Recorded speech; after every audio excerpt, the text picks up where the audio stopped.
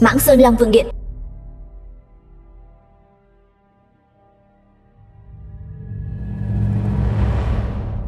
Sư phụ có gì dặn dò? Lâm Khiếu, sư phụ tôn chủ đời trước. Con nên xuống núi rồi. Xuống núi? Nhưng mà sư phụ, nhưng mà cái gì? Đây là Long Vương lệnh. Từ nay về sau, con chính là tân tôn chủ của Long Vương Điện. Lâm Khiếu, Long Vương Điện là thế lực số 1 toàn cầu, độc nhất thiên hạ, mà tôn sùng ta, đại sư bá, người sáng lập tập đoàn thiên hạ. Cầm Long Vương lệnh này xuống núi tìm tập đoàn thiên hạ. Đây là gia sản sư bá để lại cho con. Không sai. Nhị sư bá học viện sinh tử. Cầm Long Vương lệnh có thể đến cứu thế đường. Tiên đan thiên hạ đều thuộc về con. Dưới trướng Long Vương Điện có hàng chục vạn tinh nhuệ. Tam sư bá thống lĩnh chiến thần, nắm quyền sinh sát. Từ hôm nay trở đi, chỉ nghe lệnh con điều khiển. Không sai. Lần này xuống núi, nhiệm vụ duy nhất của con là chọn ra nhân duyên chờ định. Nhớ kỹ, Long Vương lệnh kêu Tiềm Long Ngộ Phượng. Long Vương lệnh này sẽ chọn ra nhân duyên chờ định cho con. Đi đi.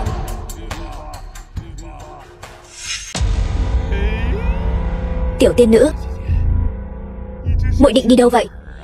Tiểu muội muội, đồ nhà quê ở đâu ra đây? Dám phá hỏng chuyện tốt của lão tử. Bây giờ là thời đại nào rồi, còn dám quấy rối phụ nữ nữa hả? Cút ngay, đồ chó săn. Mấy huynh đệ, đánh nó cho ta. Cẩn thận.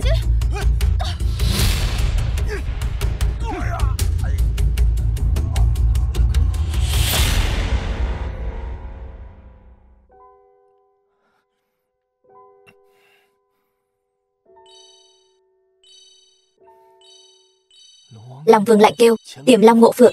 Đây là nhân duyên trời định của ta. Đã là nhân duyên trời định của ta. Vì cứu người. Vợ à, đắc tội rồi.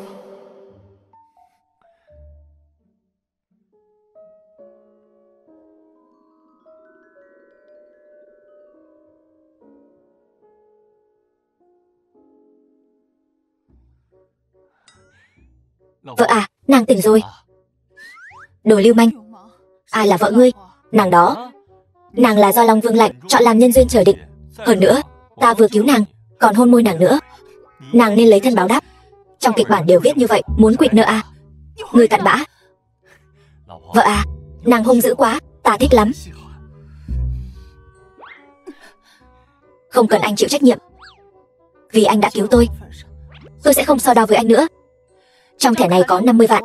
Cầm tiền rồi cút xéo cho tôi. Vợ à, chân em bị thương rồi, để anh xoa cho em. Không cần, không phải, để tôi trị liệu cho cô.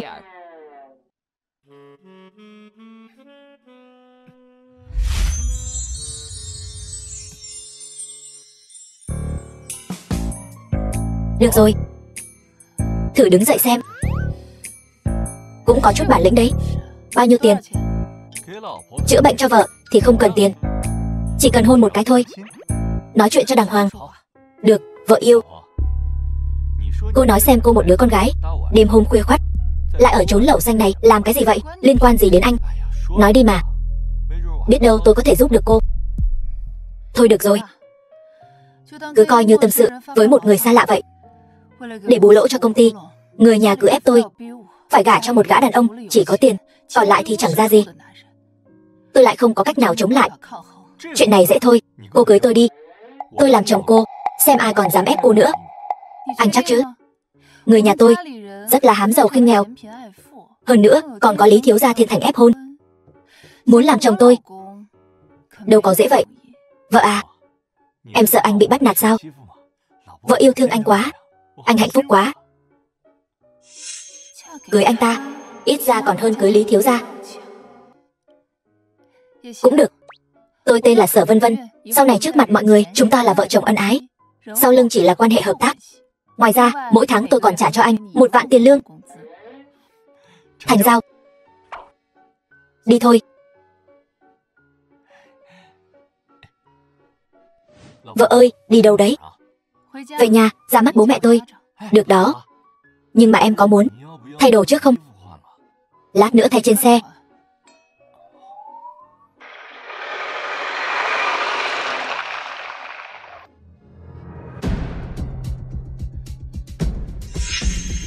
Con nhỏ đáng ghét này.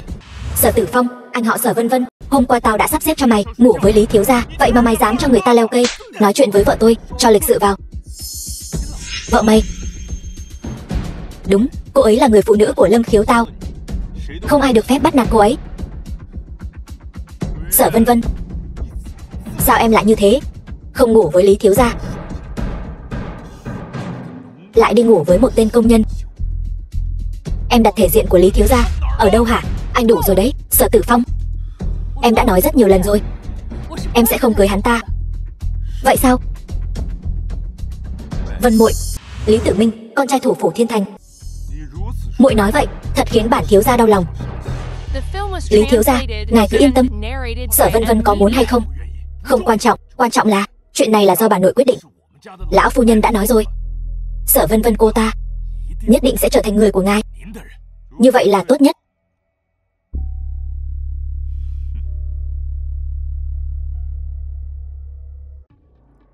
Lão phu nhân, việc đã hứa với bà, tôi đã lo liệu xong.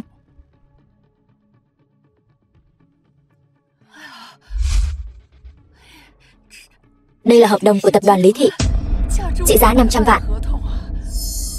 Sở phu nhân, bà nội của Sở Vân Vân. Không sai, chỉ cần gả Vân Vân cho tôi, sau khi việc thành, Lý gia chúng tôi sẽ cùng Sở gia dâng lên 330 vạn lễ vật. Cứ coi như là Lý gia chúng tôi mua Sở Vân Vân vậy. Được,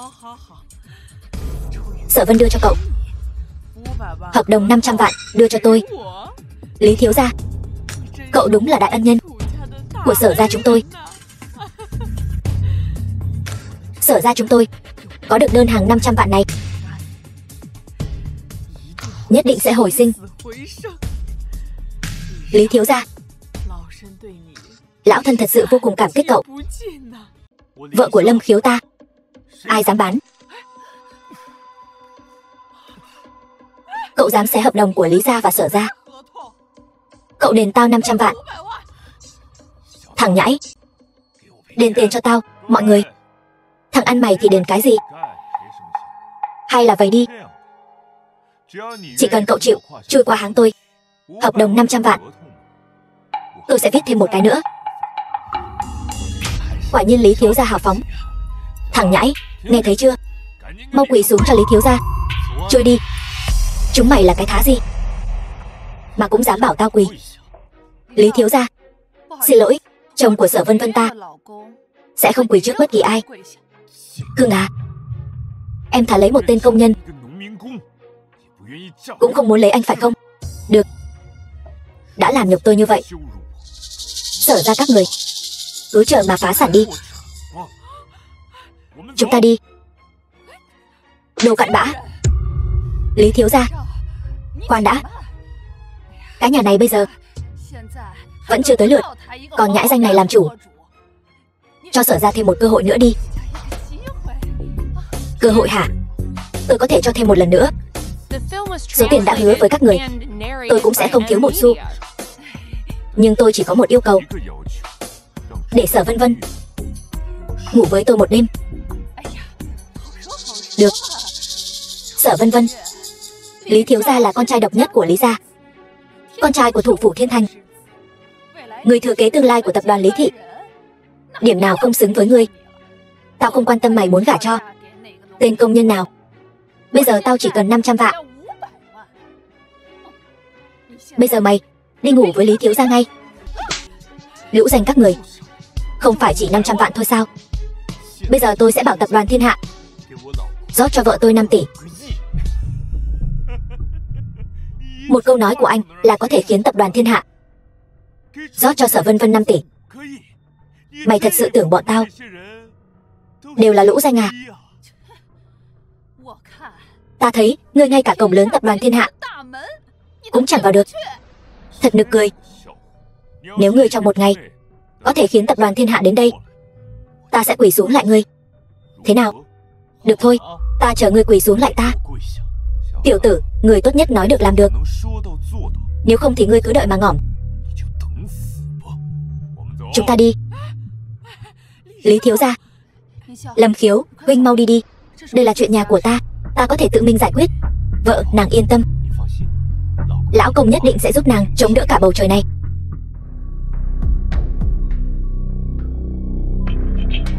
Long Vương Lạnh, ngươi chớ có làm ta thất vọng. Tên ăn mày hôi hám từ đâu tới? Mau cút cho ta. Gọi tổng tài các ngươi ra gặp ta. Ngươi là cái thá gì? Cầm một cái lệnh bài rách mà dám bảo tổng tài chúng ta gặp ngươi, muốn ngỏm phải không? Dám ở tập đoàn Thiên Hạ gây rối. Ta thấy người sống chán rồi, tống cổ hắn ra ngoài cho ta, tất cả dừng tay cho ta. Chào tổng tài, chuyện gì thế này? Tổng tài, tên tiểu tử này cầm cái lệnh bài rách cũng dám xông vào đây, rõ ràng là muốn gây rối. Lệnh bài, ngài xem. Ngài là Lâm Khiếu, Lâm tiên sinh. Tổng tài, ngài nhận nhầm người rồi. Tên tiểu tử này rõ ràng là một tên ăn mày hôi hám. Cầm miệng. Lâm tiên sinh là tổng phụ trách của tập đoàn Thiên Hạ, còn không mau xin lỗi Lâm tiên sinh. Lâm tiên sinh, tôi sai rồi. Ngài đại nhân đại lượng, tha cho tiểu nhân. Lâm tổng, ngài thấy sao? Khai trừ. Về sau ta không muốn nhìn thấy loại người này, cũng không muốn chuyện này xảy ra nữa. Kẻo một con sâu làm dầu nồi canh, ảnh hưởng đến danh tiếng của cả tập đoàn Thiên Hạ chúng ta. Vâng, Lâm tổng, mời ngài.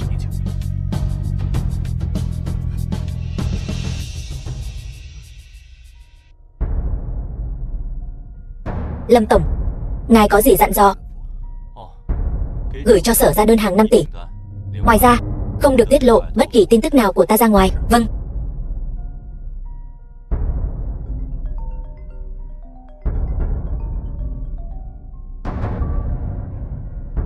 Lâm Khiếu, thỏa thuận của chúng ta kết thúc rồi. Cái gì? Sở ra đã không thể đợi được nữa rồi.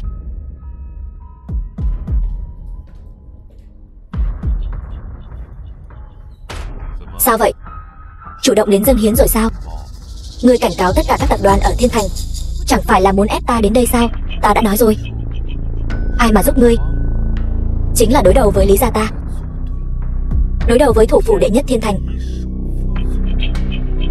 Nhưng mà ta có ép ngươi đâu. Ngươi... Vậy ta nói thẳng luôn, ta nguyện ý giao 30% cổ phần của sở ra cho ngài.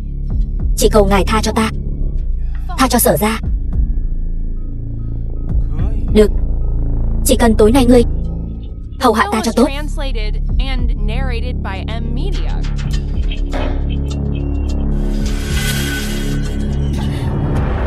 Dừng tay. Lâm Khiếu, ngươi dám bắt nạt vợ ta, ngươi chán sống rồi sao? Chúng ta đi. Lâm Khiếu, ngươi xong đời rồi. Người đâu? Lâm Khiếu, cảm ơn huynh. Khách sáo làm gì? Nàng là vợ ta mà. Đừng sợ, ta sẽ bảo vệ nàng. Tại sao tim ta cứ đập thình thịch thế này? Chẳng lẽ ta thực sự thích hắn rồi sao? Sao vậy? Đã nóng lòng muốn gả cho ta rồi à? Huynh nói bậy, ta chỉ là sợ Lý thiếu gia tìm huynh gây phiền phức. Yên tâm đi, ngày mai tập đoàn Thiên Hạ sẽ gửi cho em đơn hàng 5 tỷ. Lâm Khiếu, huynh đừng an ủi ta nữa. Huynh chỉ là một gã nhà quê thô lỗ, làm sao có thể khiến tập đoàn Thiên Hạ đầu tư cho ta chứ? Nó là người giàu nhất thế giới đó. Yên tâm đi, ngày mai tự nhiên sẽ rõ. Sở Vân Vân, ngươi còn mặt mũi mà về đây sao? Sở thị tập đoàn là tâm huyết cả đời của lão gia, giờ sắp bị hủy hoại trong tay ngươi rồi. Ngươi muốn để bà nội đã lớn tuổi cùng ngươi uống gió Tây Bắc sao? Vân Vân, con hãy đi cầu xin Lý thiếu gia hầu hạ hắn cho tốt, cũng coi như là không phụ lòng mong đợi của ông nội con. Đúng vậy, bà nội.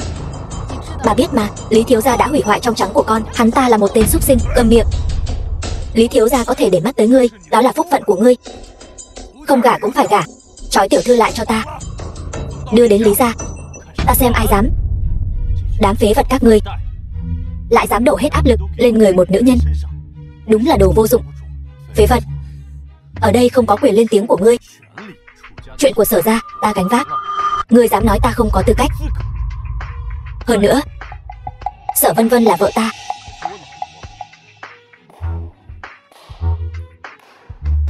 Nói hay lắm, chỉ là không biết tên phế vật như ngươi có thể mạnh miệng được bao lâu. 500 vạn, 5 tỷ.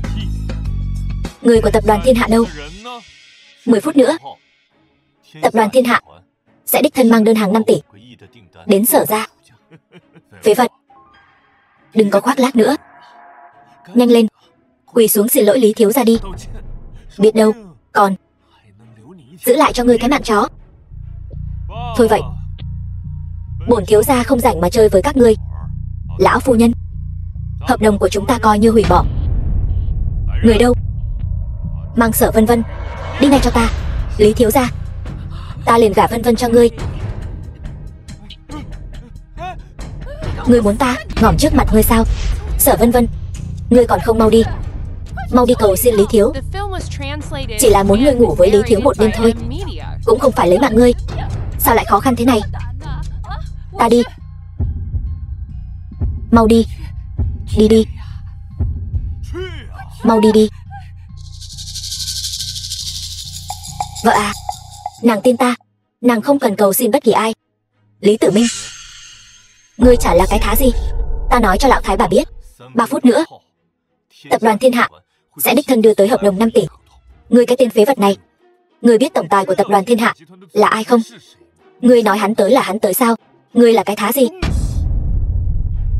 Sở Vân Vân, ta đếm 3 tiếng. Ngươi lại đây cho ta. Nếu không, 1, 2. Sở Vân Vân. 3. Được, ta đi đây. Lý thiếu, tôi xin ngài. Vân Vân, để hắn đi, có ta ở đây. Tổng tài của tập đoàn Thiên Hạ sẽ đến trong 3 phút nữa. Hắn sẽ đích thân mang hợp đồng đến. Còn Lý Tử Minh, nếu còn dám ép buộc nàng, ta sẽ khiến hắn gánh chịu hậu quả. Theo vết xe đổ của Sở gia. Được, thật thú vị. Vậy bổn thiếu sẽ không đi. Ta muốn nói cho các người biết, ta chính là trời của Thiên Thành. Ai dám làm gì ta? Dám làm gì Lý gia ta? Ta muốn cường đoạt. Ai bảo ta hơn các ngươi? Ta có quyền có thế. Còn các ngươi chỉ có thể khóc lóc quỳ xuống cầu xin. Còn ngươi chỉ là một đồ phế vật, kẻ ngay cả cổng tập đoàn Thiên Hạ cũng không vào được. Ai nói Lâm tiên sinh là phế vật? Diệp tổng của tập đoàn Thiên Hạ. Diệp tổng, ngài sao lại tới đây? Sở tiểu thư, đây là đơn hàng 5 tỷ tập đoàn Thiên Hạ ký với ngài. Diệp Thiên thủ phủ thế giới, mời cô nhận lấy. Cái gì? Diệp tổng, có phải ngài nhầm lẫn rồi không? Không nhầm. Lâm tiên sinh đã từng cứu mạng ta. Đây là Lâm tiên sinh bảo ta đưa cho cô.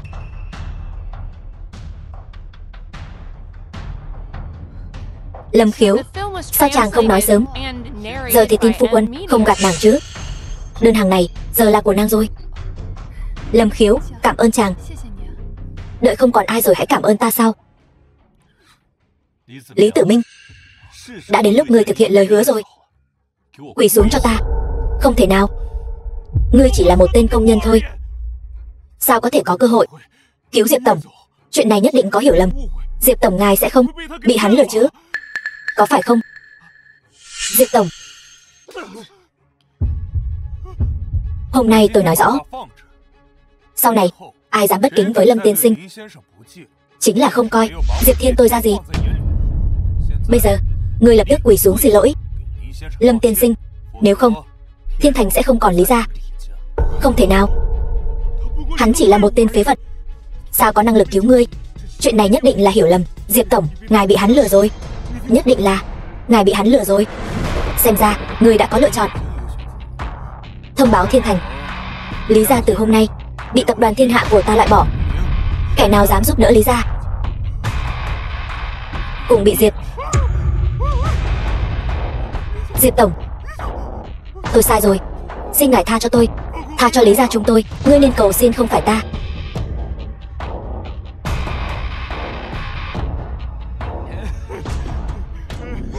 Lâm tổng, xin ngài tha cho tôi không nên ỷ thế hiếp người. Là tôi không nên ép buộc Sở gia, không nên ép buộc Sở Vân Vân. Tôi đúng là đồ cặn bã, tôi đáng hỏng, tha cho Lý gia. Cút đi. Cảm tạ Lâm tiên sinh không lấy mạng. Cảm tạ Diệp tổng. Lâm Khiếu, ngươi hãy nhớ kỹ, nỗi nhục hôm nay ta nhất định sẽ cho ngươi ngày sau trả lại gấp vạn lần.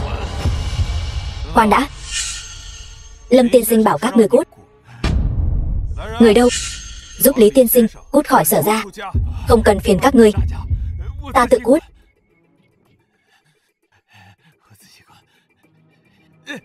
Lâm tiên sinh, đơn hàng đã đưa đến, Diệp mỗ cũng không ở lại lâu, chúng ta đi. Vợ à, giờ đơn hàng đã có trong tay rồi, cũng không cần nhìn sắc mặt người Sở gia nữa, mình về nhà sinh khỉ con thôi. Người im miệng cho ta. Bà nội nếu không có việc gì, chúng tôi xin phép cáo từ. Khoan đã, tuy hôm nay ngươi lấy được đơn hàng 5 tỷ của tập đoàn Thiên Hạ, nhưng với năng lực của ngươi không đủ để tiếp nhận. Việc này do Sở Tử Phong toàn quyền phụ trách. Bà già, hợp đồng này chỉ vợ tôi mới có thể, nếu không sẽ vô hiệu. Phế vật, ngươi không có tư cách để lên tiếng. Mau cút cho ta. Lâm Khiếu là chồng tôi, là ân nhân của Sở gia chúng ta. Đủ rồi, nếu còn coi ta là bà nội thì hãy để Lâm tiên sinh ra ngoài. Vâng bà nội. Lâm Khiếu, chàng ra ngoài đợi ta. Vợ à, bọn họ đang qua cầu rút ván. Tôi không đi, tôi sẽ không để bọn họ ép nàng giao đơn hàng đâu. Không ai dám bắt nạt nàng. Thôi, cút nhanh đi. Tôi lạnh vợ yêu. Bà nội, có phải bà muốn tôi giao nộp đơn hàng 5 tỷ không? Đúng, với năng lực của con không đủ để tiếp quản, giao cho Tử Phong phụ trách đi. Nghe thấy chưa? Mau giao đơn hàng cho ta. Còn cô hoàn toàn không có năng lực thực hiện đơn hàng lớn như vậy. Diệp tổng của tập đoàn Thiên Hạ chỉ hợp tác với một mình tôi. Nếu tôi giao nộp đơn hàng thì hợp đồng chắc chắn cũng sẽ bị hủy bỏ. Đáng ghét. Cô đang uy hiếp ta đấy à? Tôi chỉ đang trình bày sự thật.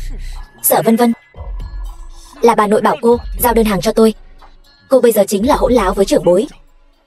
Bà nội, cô ta đang nghi ngờ quyền uy của bà. Đủ rồi, có thể giao đơn hàng cho con, nhưng con phải chia tay với Lâm Khiếu.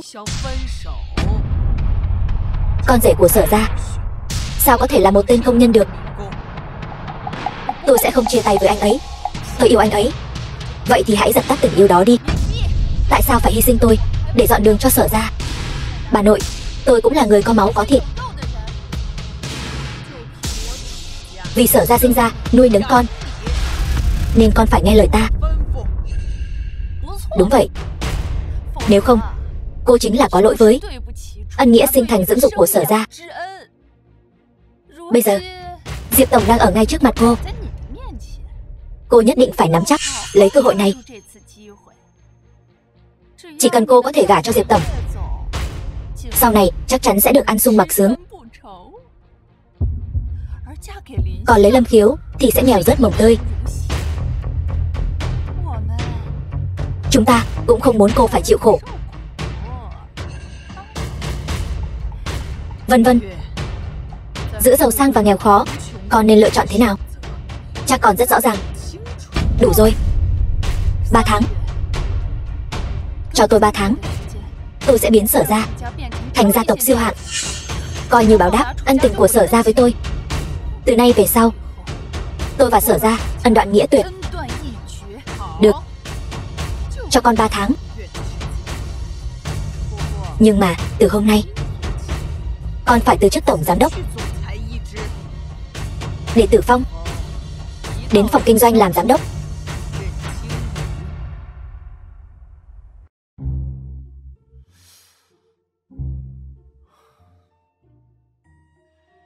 Diệp Thiên này không phải nói có việc muốn bàn giao sao? Người đâu? Dám giỡn mặt ta?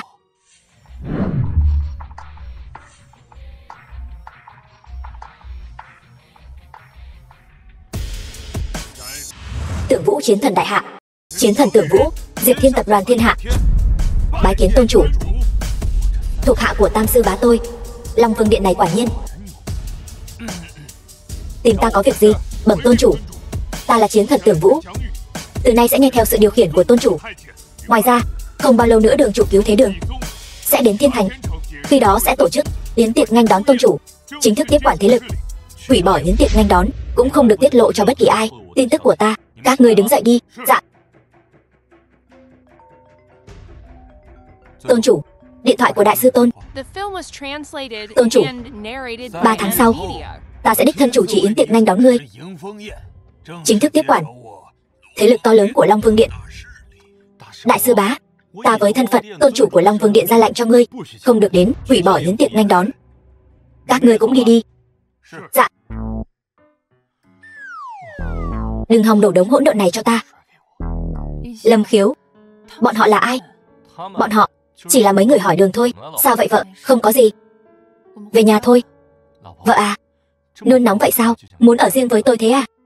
Anh cũng vậy. Chúng ta đi thôi. Không đúng. Mắt vợ sao đỏ hoe vậy? Có phải nhà họ Sở bắt nạt em không? Nói với chồng đi, chồng sẽ giúp em xả giận. Vợ ơi, vợ đừng khóc nữa. Vợ ơi đừng khóc mà. Không ngờ người nhà sống với nhau sớm hôm còn không bằng anh chồng nhỏ quen biết mấy ngày. Vợ à, chồng mãi mãi là chỗ dựa vững chắc của em. Chỉ cần em nói một câu, chồng sẽ diệt cả nhà họ Sở. Xem ai còn dám làm em buồn nữa. Vợ ơi đừng khóc nữa. Khóc làm cục cưng của anh buồn đấy. Ai là cục cưng của anh?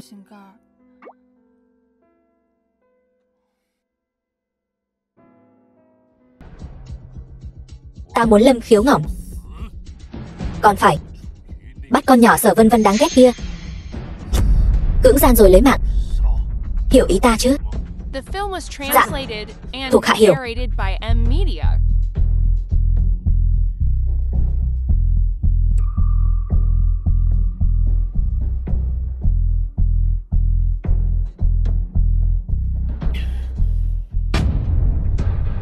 Có anh chồng nhỏ như vậy, còn gì không hài lòng nữa.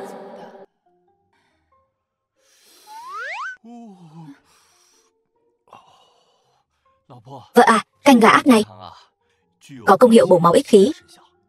Tối qua em bị ra máu rồi, chồng nhất định sẽ bồi bổ cho em thật nhiều.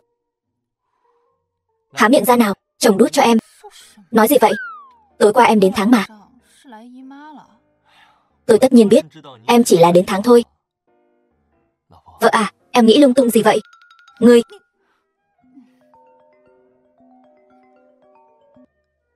Alo. Cái gì? Ném đồ của tôi? Đúng vậy, một đám người đột nhiên xông vào, ném đồ đạc của cô ra ngoài. Được rồi, tôi biết rồi, tôi sẽ đến ngay. Lâm Khiếu, công ty có việc gấp, anh ở nhà đợi tôi.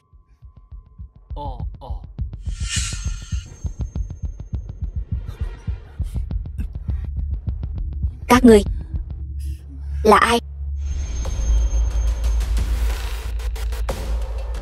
Bây giờ mới nhớ tới tìm ta.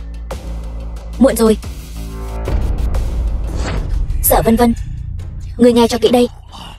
Ngươi chỉ là một món đồ chơi của ta. Ta xem ai dám động vào phụ nữ của ta. Đến đúng lúc lắm, đồ phế vật. Lý Tử Minh, cho dù ngươi có giỏi đánh đấm thì sao, bây giờ cũng chỉ có thể quỳ xuống đất cầu xin ta. Thật đáng thương khi phải van xin ta, không ai có thể uy hiếp ta. Lâm Khiếu, Vân Vân, tôi tuyệt đối sẽ không để bất cứ ai có cơ hội làm hại cô. Lâm Khiếu, chàng mau chạy đi, nhà họ Lý tuyệt đối sẽ không tha cho chàng. Vân Vân. Ta muốn Thiên Thành. Từ nay về sau không còn nhà họ Lý nữa. Là ai đã lấy mạng con trai ta? Lý Quốc Cường, thủ phủ Thiên Thành. Là ai? Lão gia. Đã điều tra ra rồi, thiếu gia bị tên bao nuôi của Sở Vân Vân kia lấy mạng. Phái người đi mời vua của thế giới ngầm Lương Nhất Sơn trả giá 3 tỷ để hai người bọn chúng chôn cùng con ta, khiến cả nhà họ Sở hút khỏi Thiên Thành. Vâng. Con trai ta. Tả Phong thức dậy, né tránh đúng lúc, thanh đạm hư vô, chân khí theo đó, tinh thần giữ bên trong, bệnh tật không đến.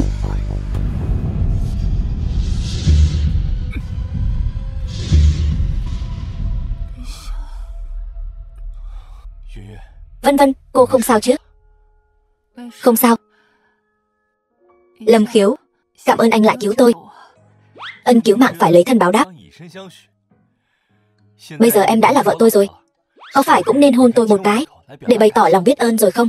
Anh nghiêm túc chút đi. Anh đã lấy mạng Lý Tử Minh, Lý Quốc Cường chắc chắn sẽ không bỏ qua cho anh. Anh mau đi đi, để hắn ta đến, tôi diệt cả nhà hắn. Không ai có thể uy hiếp tôi. Lâm Khiếu, anh hãy rời khỏi Thiên Thành trước, đợi tôi đưa nhà họ Sở lên thành gia tộc hàng đầu, sẽ đến tìm anh, cũng coi như báo đáp công ơn nuôi dưỡng của Sở gia. Vân Vân, em thừa nhận là vợ tôi rồi à? Không phải chỉ là gia tộc hàng đầu sao? Đơn giản, tôi tặng em cả tập đoàn Thiên Hạ để em khỏi phải chịu uất ức nữa. Nhưng rời đi, miễn bàn. Anh đừng nói lung tung. Cha của Lý thiếu gia có quen biết vua của thế giới ngầm Lương Nhất Sơn, anh còn không đi sẽ không kịp nữa đâu. Đã không còn kịp nữa rồi. Anh chỉ có thể ngỏm. Bây giờ ta cho ngươi hai lựa chọn. Một là tự mình ngỏm, hai là ta giúp ngươi ngỏm. Ta cảnh cáo ngươi, ngươi tốt nhất đừng để ta phải tự mình ra tay. Không ai có thể uy hiếp tôi. Đã muốn ngỏm, ta thành toàn cho ngươi. Lương Nhất Sơn, Lý Quốc Cường đã trả bao nhiêu tiền, ta cho ngươi gấp đôi. Xin hãy tha cho chúng tôi.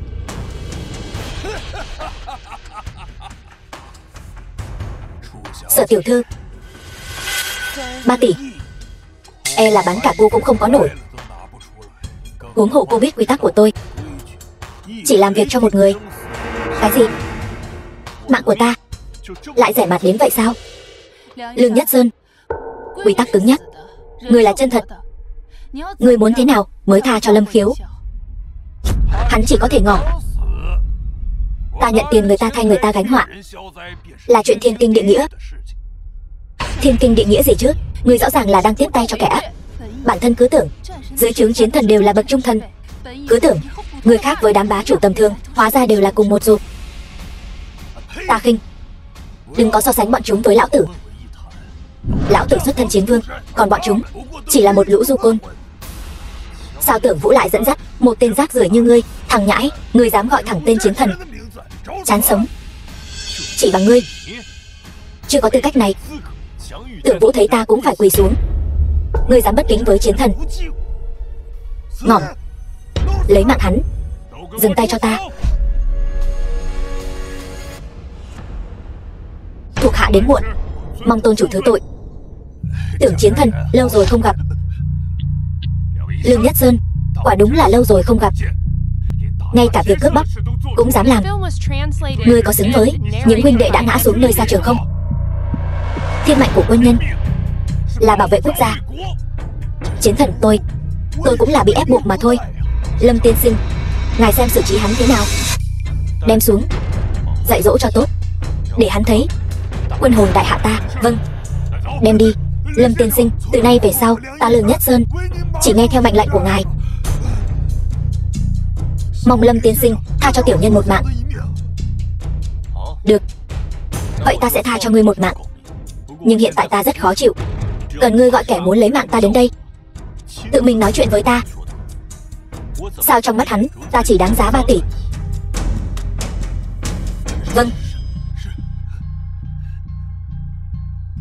Lý Quốc Cường, Lâm Khiếu đã bị ta lấy mạng rồi, ngươi đến nghiệm thi đi. Lâm tiên sinh, Lý Quốc Cường nói 15 phút nữa sẽ đến. Lâm Khiếu, người rốt cuộc là thân phận gì? Sao chiến thần cũng nghe lời ngươi? Vợ yêu à? Đến lúc đó ngươi tự nhiên sẽ biết. Ta yêu nàng nhất. Lương Nhất Sơn. Thi thể của Lâm Khiếu đâu? Tìm ta. Ngươi sao còn chưa ngỏm? Ngươi muốn làm gì? Đối mặt với kẻ muốn ta ngỏm, ngươi nghĩ ta muốn làm gì? Lâm Khiếu, ngươi dám lấy mạng ta? Ta lấy mạng cả nhà ngươi. Ngươi nên suy nghĩ cho kỹ.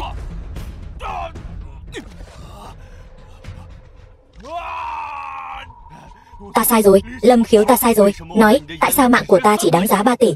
Lâm Khiếu, ngươi trong mắt Lý Quốc Cường chỉ là tên nhà quê biết chút võ công. Hắn cho ngươi 3 tỷ đã là không ít rồi. Vợ yêu, ta muốn hắn tự mình nói. Lâm tiên sinh, mạng của ngài là vô giá. Đúng, sinh mạng là vô giá. Ngài tha cho ta một mạng đi. Ta đảm bảo sau này ta sẽ làm lại. Được, xem như con trai ngươi đã bị báo ứng mà ngươi lại có lòng hối hận. Chuyện này coi như xong. Ngươi đi đi, nhưng mà dám lừa ta, hậu quả ngươi gánh không nổi. Cảm tạ Lâm tiên sinh không lấy mạng. Khoan đã, gia chủ Lý gia nổi tiếng là thương con như mạng. Lâm tiên sinh, ngài cứ thế thả hắn đi, chẳng khác nào thả hổ về rừng. Chỉ bằng hắn. Ngỏm đi. Cẩn thận. Vân vân.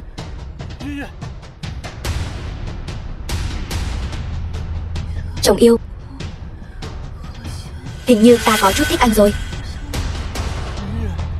Lý Quốc Cường, Lý gia các ngươi dám hết lần này đến lần khác chọc vào ta. Diệp Môn, các ngươi không thể động vào ta. Ta là người của Lý gia, thủ phủ Giang Thành. Dám động ta chính là đối đầu với Lý gia.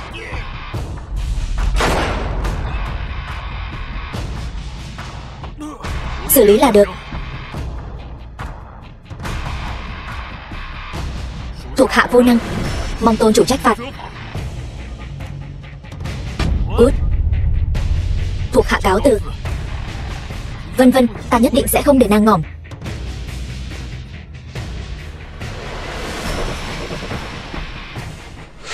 Tỉnh.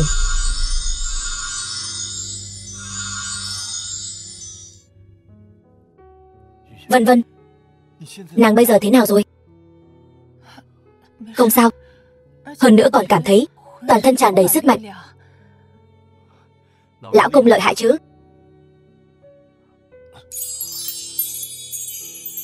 Đây là chuyện gì? Sáng rồi. Lâm Khiếu, chàng sao vậy? Thôi, vẫn là lão bà quan trọng nhất. Ta đang nghĩ, khi nào em mới ngủ với ta? Em đã thừa nhận thích ta rồi. Ta nghe rõ một. Lần này em đừng hòng chối.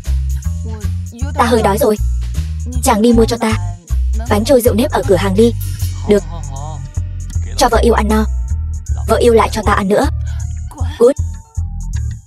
Vợ yêu, nàng đợi ta.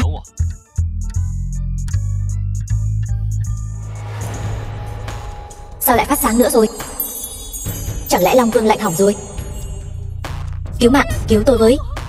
Giữa ban ngày ban mặt dám ăn hiếp dân nữ, các ngươi dừng tay cho ta.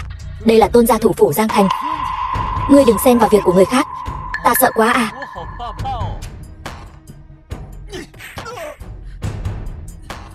Ta không cần ngươi dạy ta làm việc. Tên ăn mày thối, Tôn Thiên Vạn, con trai thủ phủ Giang Thành. Bản thiếu gia không so đo với ngươi. Cầm tiền cút đi. Mấy đồng này thưởng cho ngươi. Ta nói lại một lần nữa, thả cô ấy ra. Tên ăn mày thối, ta khuyên ngươi đừng xen vào việc của người khác. Là nữ nhân này tự ra bán mình. Ngươi làm vậy là cản trở người ta làm ăn. Ta chỉ thấy vị cô nương này không muốn. Trừ phi các ngươi để cô ấy tự nói với ta, nếu không ta tuyệt đối không rời đi. Soái ca, Tề Kiều Kiều, nữ tổng tài, chàng cứu tôi với, tôi bị bọn họ lừa. Cho dù bản thiếu gia lừa ngươi thì sao? Điều đó chỉ chứng tỏ ngươi ngu ngốc. Muốn gặp viện trưởng cô nhi viện Thiên Minh, muốn thay đại ca ngươi báo thù. Được, chỉ cần ngươi hầu hạ bản thiếu gia thoải mái, mọi chuyện đều dễ nói. Không buông ra thì đừng trách tôi không khách khí. Được thôi. Bản thiếu gia còn muốn trước mặt ngươi chơi đùa nữ nhân của ngươi, để xem ngươi làm gì ta. Bọn bây dám Đợi bổn tiểu thư trở về, nhất định băm bọn bay thành trăm mảnh. Nếu còn không ngậm miệng, ta liền phế ngươi ngay bây giờ. Được thôi, vậy ta sẽ xem ngươi có bao nhiêu bản lĩnh. Đánh cho ta. Dừng tay. Tiểu lão công, Huynh có sao không? Đây là tình huống gì? Gặp phải một tên cặn bã, ta tiện tay dạy hắn đạo lý làm người, để sau này ra ngoài gọi là mất mặt đại hạ. Ngươi chán sống. Tôn thiếu gia, chuyện này nể mặt ta thì thôi đi. Chỉ cần huynh thả cô nương này ra, chúng ta sẽ bỏ qua chuyện cũ.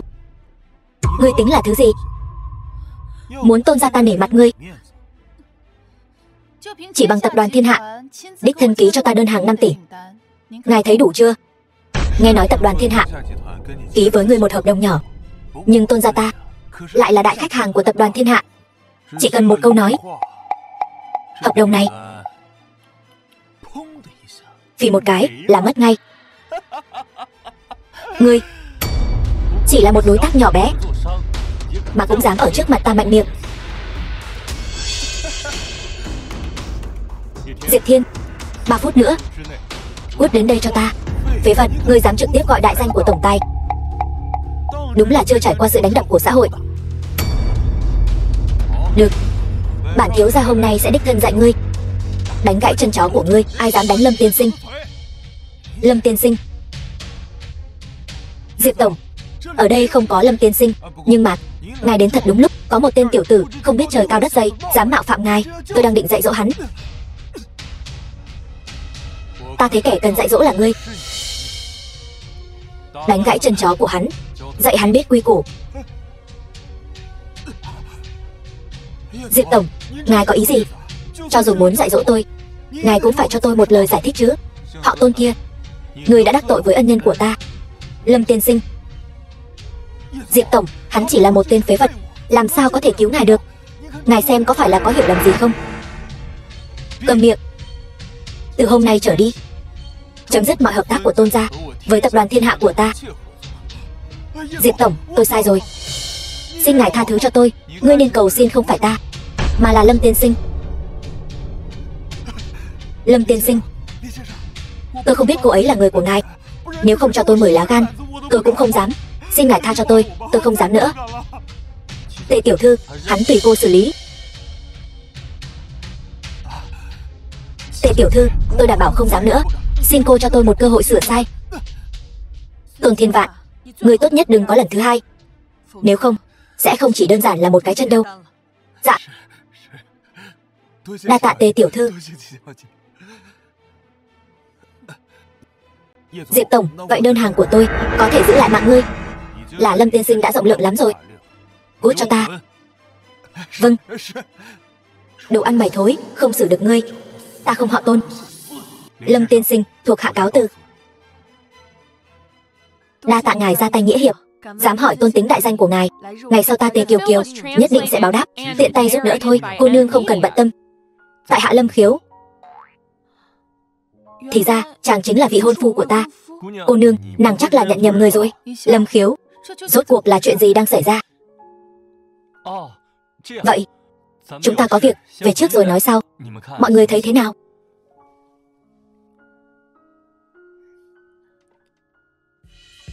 Lâm Khiếu, đây là hôn thư của ta và chàng. Đồ nhi Lâm Khiếu, sư phụ thấy nữ tử này có duyên với con, nên đã định hôn ước cho con với Tề Kiều Kiều. Sư phụ, người hại con thảm rồi. Sao? Bản tiểu thư không xứng với chàng sao? Không dám. Lâm Khiếu, ta mới là vợ chàng. Phải, tuy nàng đẹp hơn vợ ta, nhưng ta tuyệt đối sẽ không bỏ rơi Vân Vân. Vợ à, nàng yên tâm đi, ta yêu nàng nhất. Không biết xấu hổ. Vậy nếu chàng đã có vợ rồi, thì hôn ước của chúng ta hủy bỏ. Hôn ước không thể hủy bỏ. Lâm Khiếu, chàng muốn hai tay hai nàng sao? Chàng nghĩ hay thật đấy. Không phải, vợ à, ta không có. Nàng buông tay trước đã. Ta hoàn toàn là vì Long Vương lạnh, nó phát sáng với cả hai người. Hôn ước mới không thể hủy bỏ. Phát sáng? Đúng. Lúc ta xuống núi, sư phụ đã nói Chỉ cần Long Vương lạnh phát sáng với ai thì người đó chính là vợ ta. Bây giờ Long Vương lạnh phát sáng với cả hai người, nhất định có hàm ý gì đó. Ta cần nghiên cứu. Vì vậy, hôn ước không thể hủy bỏ. Lâm Khiếu, ta thấy chàng chính là ăn trong bát nhìn trong nồi. Vợ à, thì ra nàng nhìn ta như vậy. Ta giận rồi. Muốn tội dỗ, chàng nghiêm túc cho ta.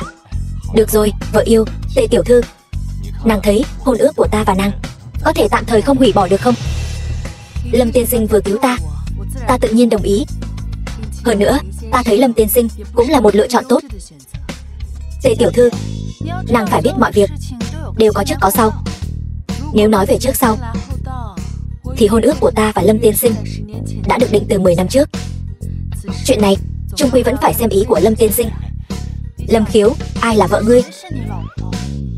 Ta có thể chọn cả hai được không? Lâm Khiếu, Lâm tiên sinh, ngươi chỉ có thể chọn một trong hai người bọn ta. Ta chỉ nói đùa thôi mà. Đúng rồi, Tề tiểu thư, vừa rồi nghe họ Tôn nói nhắc đến đại ca của cô, là đã xảy ra chuyện gì sao? Đại ca ta đã ngỏm. Chuyện gì đã xảy ra?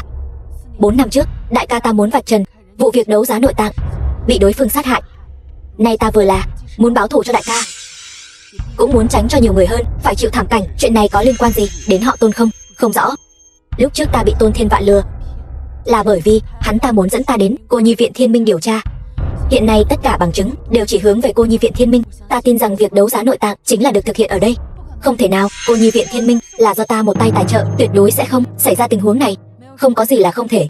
Rất nhiều trẻ mồ côi đều biến mất ở Cô Nhi Viện, đó chính là bằng chứng rõ ràng nhất. Càng có khả năng những nội tạng này đều là do những đứa trẻ này cung cấp.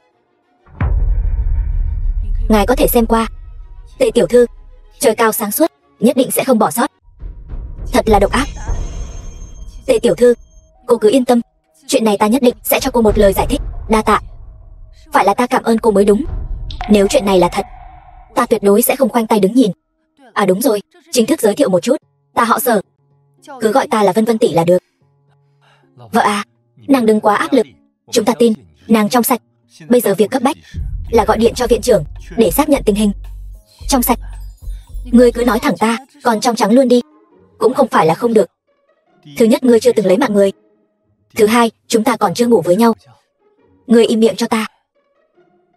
Xin lỗi, Tề tiểu thư, đã để cô chê cười rồi. Tôi sẽ gọi cho viện trưởng ngay. Sở tiểu thư, chuyện này vẫn làm phiền cô rồi. Không sao. Lưu viện trưởng, tôi điều tra được rất nhiều trẻ mồ côi đã biến mất ở Cô Nhi Viện. Chuyện này ông có gì muốn nói không? Sở tiểu thư, những điều này đều thuộc tình huống bình thường. Còn bọn họ không phải biến mất, mà chỉ là rời khỏi Cô Nhi Viện. Tình huống bình thường? Tôi không quan tâm bọn họ là biến mất hay rời khỏi Cô Nhi Viện. Ta hiện tại lập tức muốn ngươi mau chóng tới đây, phải cho ta một lời giải thích. Chuyện này ngươi giấu giếm không báo, quả thực không coi ta ra gì. Vân Vân, Tôn thiếu muốn cùng ngươi hợp tác y liệu khí giới. Quách Phượng Hà, mẹ của Sở Vân Vân, cơ hội của các ngươi tới rồi. Tôn gia không phải người tốt gì, ta cự tuyệt hợp tác với bọn họ. Cầm miệng, nói cái gì vậy? Tôn gia là thủ phủ Giang Thành, nói muốn hợp tác với ngươi, ngươi phải nắm bắt cơ hội. Tôn thiếu phẩm hạnh bất chính, vừa bị Lâm Khiếu dạy dỗ một trận, giờ lại nói muốn hợp tác với ta, ước chừng không có ý tốt gì. Ta thấy chuyện này thôi đi. Cái gì? Ngươi đắc tội Tôn gia đại thiếu? Vân Vân, chuyện này tuyệt đối không thể liên lụy Sở gia. Lần này ngươi nhất định phải cùng ta tới khách sạn Hoàng gia. Ta không đi. Sở Vân Vân, ta là mẹ ngươi, xin ngươi phải nghe ta. Ngươi đừng tưởng mình có chút bản lĩnh là không coi ta ra gì. Cả đời này không thể nào. Ta nói cho ngươi biết, nếu hôm nay ngươi không đi với ta, chính là không coi ta là mẹ ngươi. Khổ thân ta mang thai 10 tháng, nuôi một đứa con bất hiếu. Vợ yêu, ta cùng em đi. Ngươi dám? Sở Vân Vân, bây giờ đi với ta, cho dù ta có đi cũng sẽ không hợp tác với hắn. Lâm Khiếu, ngươi ở lại cùng Tề tiểu thư tiếp đãi viện trưởng, chốc nữa báo cáo lại cho ta. Đi thôi. Lâm tiên sinh, xem ra mẫu thân của Sở tỷ tỷ không ưa gì ngài. Con đường theo đuổi vợ của ngài còn dài, không bằng cân nhắc ta. Ta cũng không kém Sở tiểu thư. Tề tiểu thư, cô đừng nói đùa tôi nữa. Các người là ai?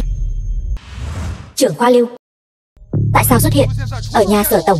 Chúng tôi đương nhiên là nhận lời nhờ vả của Sở Tổng, muốn các người nói rõ cô nhi viện Thiên Minh vì sao có nhiều trẻ mồ côi mất tích không rõ nguyên nhân, cho Sở Tổng một lời giải thích đi. Cô nhi viện chúng tôi đều kinh doanh bình thường, trẻ con đều theo quy trình thông thường rời đi, không có vấn đề gì cả. Không có vấn đề. Vậy tại sao những đứa trẻ này về sau không có tin tức gì nữa? Lưu viện trưởng, ông rõ ràng là đang nói dối. Tôi nói bình thường là bình thường. Nếu không có việc gì, vậy tôi đi đây. Nếu ông dám đi, tôi sẽ bảo Sở Tổng rút vốn. Cô thật là ngu xuẩn. Nếu đã như vậy, Sở Vân Vân muốn rút vốn thì cứ để cô ta rút vốn. Cô nhi viện Thiên Minh tôi không thiếu tiền. Xem ra ông cũng là một thành viên của tổ chức buôn bán. Giờ đặt trước mặt ngươi có hai con đường. Thứ nhất là khai ra kẻ chủ mưu đứng sau. Thứ hai, ngỏm, không ai dám đe dọa ta. Đứng sau lưng ta là Tôn gia, là Thiên Dược Hiệp hội. Bọn bây ai dám động đến ta, khiến chúng nó câm miệng mãi mãi cho ta. Lưu viện trưởng, ta khuyên người tốt nhất đừng giở trò. Chỉ là một Tôn gia còn con, ta còn chẳng để vào mắt.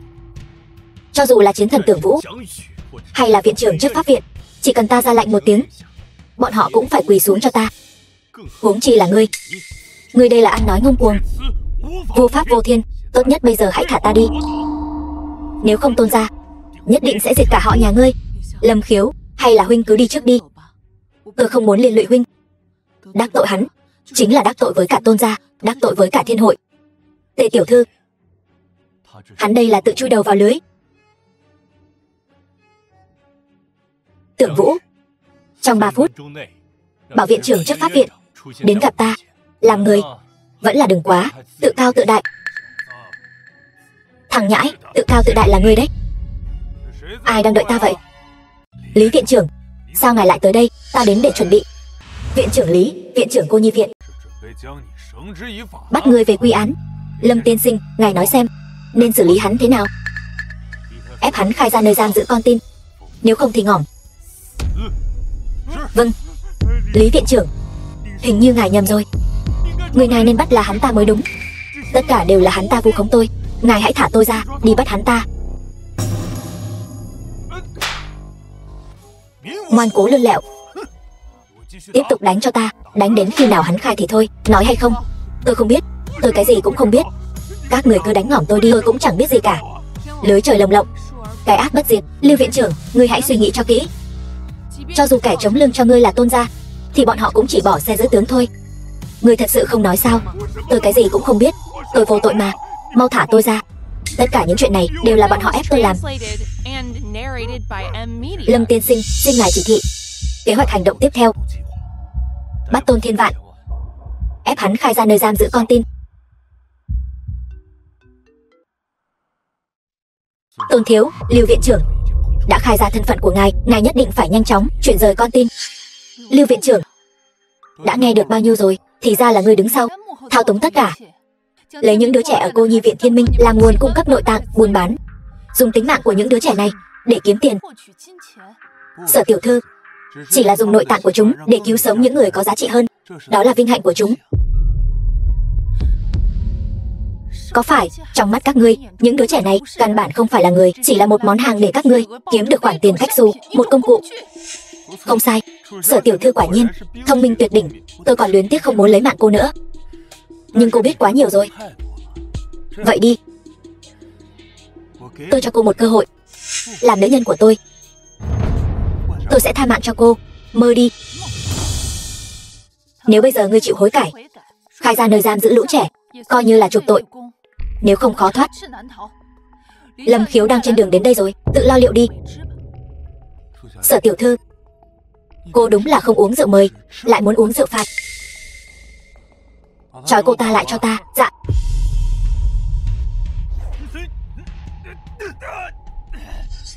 Tôn Thiên Vạn, người nhất định sẽ phải trả giá cho những việc người đã làm.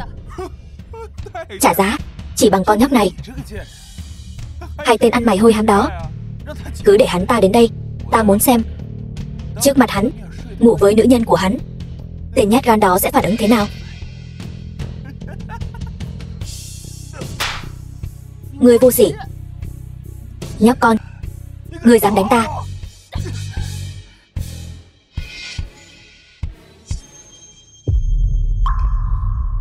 Dám động vào nữ nhân của ta, không thể tha thứ. Tốt lắm, bây giờ đã đến đủ rồi. Chúng ta cùng tính nợ mới lẫn nợ cũ. Bắt hết bọn chúng lại cho ta.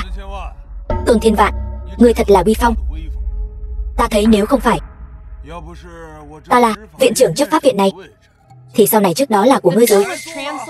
Viện trưởng, chuyện nhà họ Tôn ông đừng xen vào. Hôm nay ta sẽ không tha cho bất kỳ ai trong số chúng. Xin lỗi, hôm nay tôi đến đây theo lệnh của Lâm tiên sinh để bắt ngươi. Lâm tiên sinh? Lâm tiên sinh nào? Không lẽ lại là tên vô dụng đó chứ? Viện trưởng, nếu ông bị uy hiếp, cứ nói thẳng.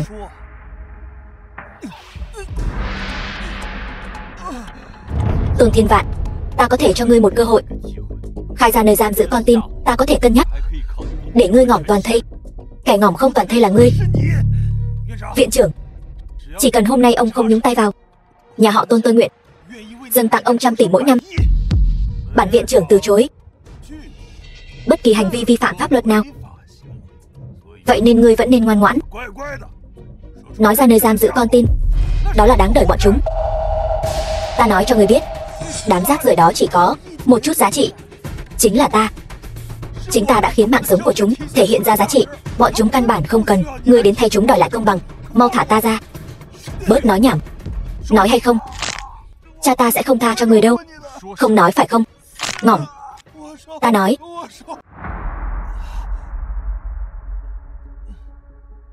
Ta chỉ phụ trách việc mua sắm thiết bị y tế đối ngoại. Những việc khác ta hoàn toàn không biết, đều do cha ta phụ trách. Gọi điện cho cha ngươi.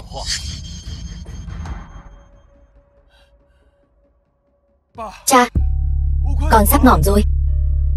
Nói cho con biết nơi giam giữ con tin. Con không muốn ngỏm. Con thật sự không muốn ngỏm. Con trai, con làm sao vậy? Ai dám động đến con, ta sẽ băm thằng khốn đó ra. Là một tên phế vật họ Lâm. Hắn mang theo viện trưởng chấp pháp viện đến bắt ta. Con không muốn ngỏm. Con không muốn ngồi tù. Cha cứu con với. Họ Lâm, đây là nhân vật lớn nào vậy? Ngay cả chấp pháp viện cũng có thể điều động. Hắn tên gì? Lâm Khiếu. Cũng chỉ là tên trai bao, được Sở Vân Vân bao nuôi.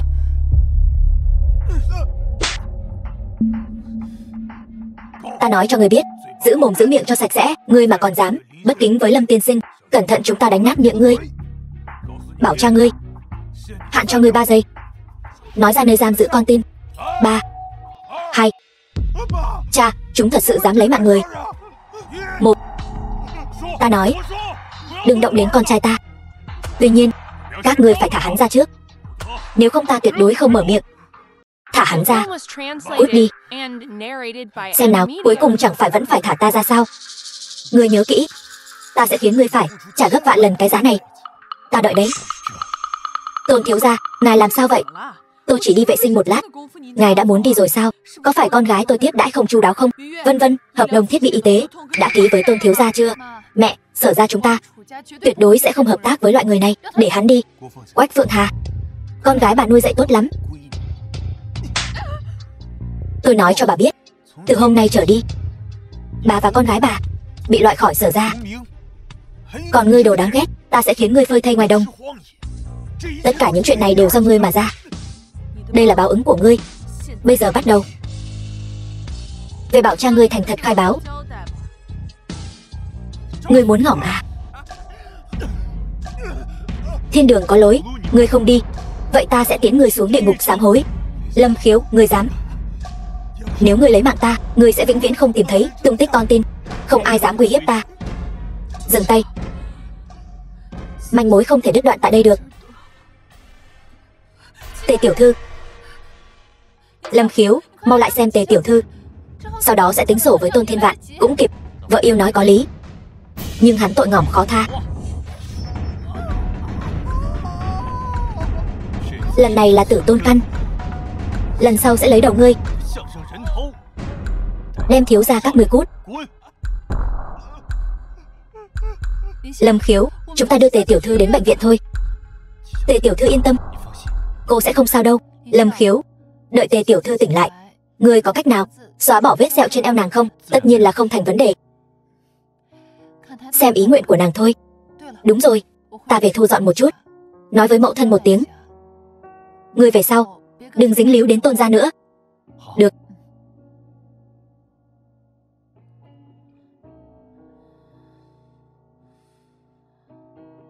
Nước. Đây. Từ từ. Uống từ từ.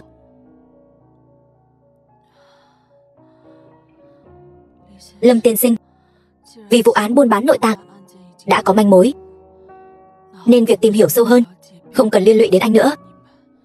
Mời anh đi. Tề tiểu thư làm người phải có thủy có chung. Chuyện này cô không cần lo lắng, nhất định sẽ nhổ cỏ tận gốc bọn chúng. Hơn nữa, cô hiện tại vẫn là vị hôn thê trên danh nghĩa của ta mà. Lâm tiên sinh, lời này đừng để Vân Vân tỷ nghe thấy, kẻo nàng ấy sẽ không vui. Lâm Khiếu ta thân chính không sợ bóng nghiêng. Hơn nữa hiện tại cô đang bị bệnh, ta càng nên ở lại chăm sóc cô. Sao có thể để cô một mình rời đi chứ? Chỉ là không biết vết sẹo đáng sợ này của tôi có thể biến mất không? Chỉ cần Tề tiểu thư vén áo lên, ta nhất định sẽ khiến nó biến mất hoàn toàn. Vén áo lên. Đúng, vén áo lên sẽ tiện hơn. Vậy Lâm tiên sinh, nhẹ nhàng thôi, tôi sợ đau. Cô yên tâm, lúc đầu có thể hơi đau một chút, về sau sẽ rất dễ chịu. Vậy thì anh chậm thôi.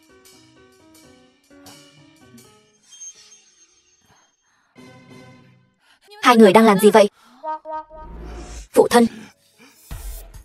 Lâm Khiếu, tiểu tử này hại ta, biến thành thái giám, thành một kẻ không ra nam không ra nữ. Phụ thân, ta nhất định phải lấy mạng hắn, con yên tâm. Ta nhất định sẽ để con tự tay lấy mạng hắn, để trả mối hận trong lòng con. Phụ thân, Thiên Dược Hội chẳng phải có rất nhiều thần y sao? Gọi bọn họ đến cứu ta. Xin lỗi Tôn thiếu, Thiên Dược Hội chúng tôi cũng bó tay. Còn ta hôm nay đến đây là để lấy mạng các ngươi. Thì tốt giữ xe. Thiếu chủ, thuộc hạ không hề tiết lộ cái gì cả. Ngài nhất định phải nghĩ cách cứu con trai tôi. Tuyệt đối không thể để hương hỏa nhà họ Tôn bị dập tắt. Các ngươi là chẳng nói gì cả, nhưng mà đã tra ra các ngươi rồi. Các ngươi chỉ có thể ngỏm. Hãy để manh mối đều đứt đoạn tại các ngươi. Khoan đã, ta có thể lấy mạng chúng để trừ hậu họa. Nói, ta quen biết Chiến Vương, tuyệt đối sẽ không liên lụy đến Thiên Dược Hội. Được, ta cho các ngươi một cơ hội chuộc tội. Chỉ cần các ngươi có thể làm cho tất cả manh mối đều đứt đoạn tại đây, ta sẽ cho con trai ngươi lại trở thành một người đàn ông. Được. Cảm ơn thiếu chủ.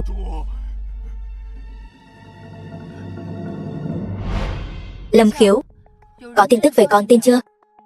Vẫn chưa. Ta đoán tên khốn đó 8 phần là không muốn nhận trách nhiệm. Không, ta đến để tự mình nói cho ngươi biết. Ta thấy các ngươi rõ ràng là không biết hối cải, nhưng đến cuối cùng các ngươi sẽ phát hiện tất cả những gì các ngươi làm chỉ là ngu ngốc mà thôi. Ngươi chính là Lâm Khiếu, dám phế con trai ta. Hôm nay ta sẽ băm ngươi ra. Chiến Vương, tên nhóc này làm phiền cô rồi. Chiến Vương, ngươi là thuộc hạ của ai? Lâm Khiếu, ngươi vậy mà ngay cả Chiến Vương cũng chưa từng nghe qua. Nàng ấy là nữ chiến vương duy nhất của đại hạ ta, từng đồ sát 5 nước trong một ngày, sắp trở thành một trong tứ đại chiến thần Vương Huệ Đình. Nếu ngươi biết điều, bây giờ cầu xin tha thứ, biết đâu có thể giữ lại cho ngươi toàn thây. Lâm Khiếu, sao còn chưa tự kết liễu tạ tội? Ta hỏi, ngươi là thuộc hạ của ai? Ngươi một đời chiến vương, vậy mà lại tiếp tay cho giặc. Ngươi căn bản không xứng xưng vương. Ta khinh. Chiến vương rõ ràng là hắn ta, không phân biệt phải trái. Tôi muốn hắn ngỏm. Chiến Vương, năm đó cô được cha tôi ban ơn mới sống sót, cô nhất định phải biết ơn đáp nghĩa, lấy mạng bọn chúng. Lâm Khiếu, nhà họ Tôn từng có ơn với ta, vậy thì hôm nay ta chính là báo ơn.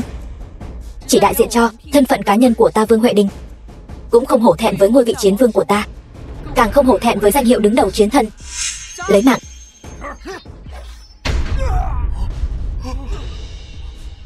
Chuyện gì vậy? Vương Huệ Đình, bây giờ ngươi dừng tay, vẫn còn kịp. Ít nói nhảm, lấy mạng ra đây.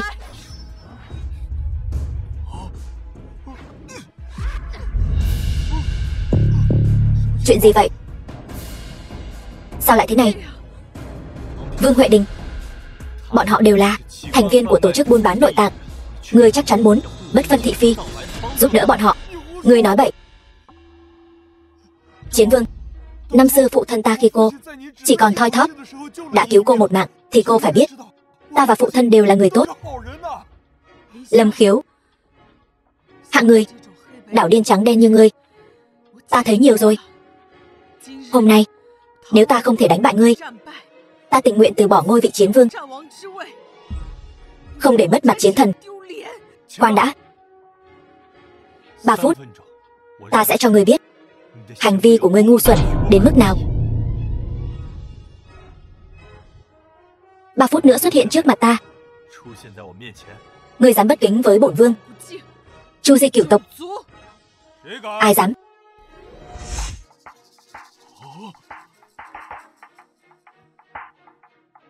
Vương Huệ Đình bái kiến chiến thần.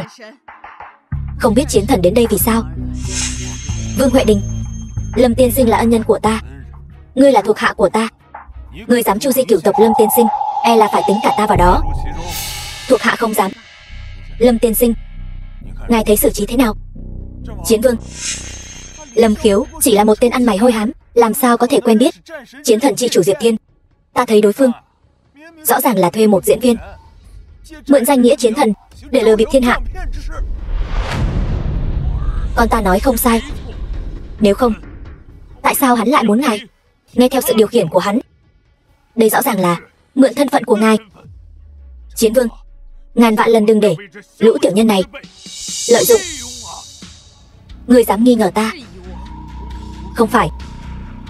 Chiến Vương, người không biết thuật dịch dung đại hạ đã lưu truyền ngàn năm.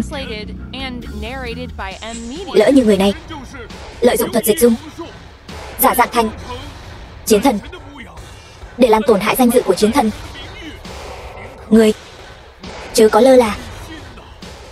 Ngươi có biết mạo danh chiến thần đại hạ sẽ ra sao không?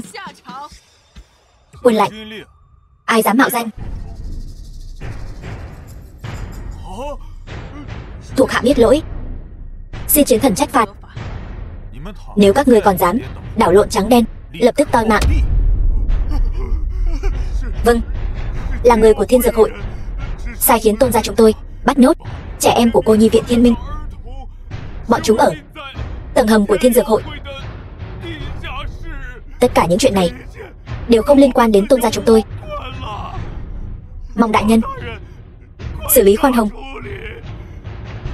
Diệp Thiên, ngươi dẫn Vương Huệ Đình đến tầng hầm Thiên Dược Hội giải cứu con tin, đưa bọn họ đi. 3 ngày sau tập hợp tại Thiên Minh hội sở. Vâng. Ngươi vẫn chưa định khai thật thân phận với ta. Lâm Khiếu, chàng rốt cuộc khi nào mới chịu tin ta? Phu nhân, không phải ta không tin nàng, mà là cho dù ta có nói ra, e rằng nàng cũng chẳng tin. Cái cớ này. Vậy được rồi. Thật ra ta là điện chủ Long Vương Điện. Những kẻ như Tưởng Vũ, Diệp Thiên đều là thuộc hạ của ta. Cái gì? Chiến thần Tưởng Vũ, thủ phủ thế giới, Diệp Thiên cũng là thuộc hạ của chàng sao? Lâm Khiếu, ta biết chàng có chút bản lĩnh, nhưng chàng cũng đừng nói những lời hoang đường như vậy chứ. Đây là gì chứ? Kể cả là đường chủ cứu thế Đường, Dịch Tùng thì cũng phải nghe theo sự sai khiến của ta. Cho nên sau này phải đối xử tốt với phu quân đấy, nghe rõ chưa? Chàng muốn ăn đòn hả? Được rồi, ta đã nhận được tin tức. 3 ngày nữa sẽ có một buổi đấu giá diễn ra tại Thiên Minh hội sở. Lần này nhất định phải tóm gọn bọn chúng. Phu nhân, chúng ta đi ăn thôi, ta đói bụng lắm rồi. Lâm Khiếu, chuyện chưa giải quyết xong, chàng đã muốn ăn cơm rồi. Nói đi, hôn ước của chàng và Tề tiểu thư định khi nào thì hủy bỏ? Lâm Khiếu, tôi đã thích anh rồi, tuyệt đối sẽ không hủy bỏ hôn ước với anh đâu. Cái này, Lâm Khiếu, ai mới là vợ chàng? Hai vị Như thế này đi, sau khi buổi đấu giá kết thúc, ta nhất định sẽ cho hai vị một câu trả lời. Lâm Khiếu ta là một nam nhân đàng hoàng. Đã nhận định một người thì sẽ là cả đời. Nếu đã như vậy, vậy anh hãy tránh mặt một chút. Chuyện gì mà cần phải đuổi tôi đi mới nói được vậy? Bí mật giữa con gái chúng tôi. Thôi được, cục cưng.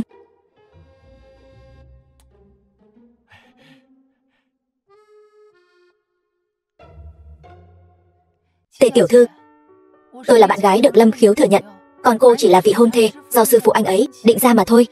Nếu đã vậy, chi bằng chúng ta cạnh tranh công bằng đi. Được lắm.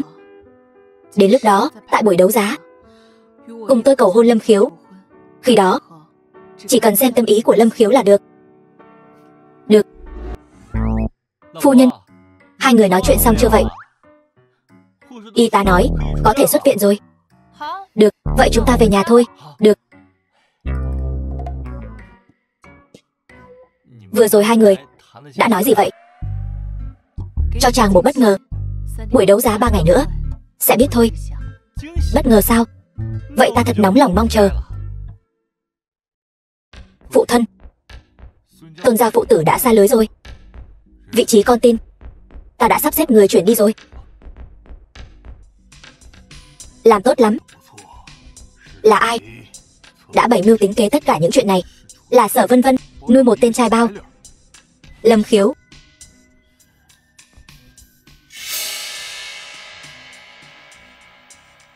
Vậy thì cứ để Lâm Khiếu ngỏm, để cho mọi người thấy. Vâng, con trai sẽ đi ngay bây giờ. Phái 2 sát thủ đẳng cấp thế giới, tuyệt đối không tha cho hắn.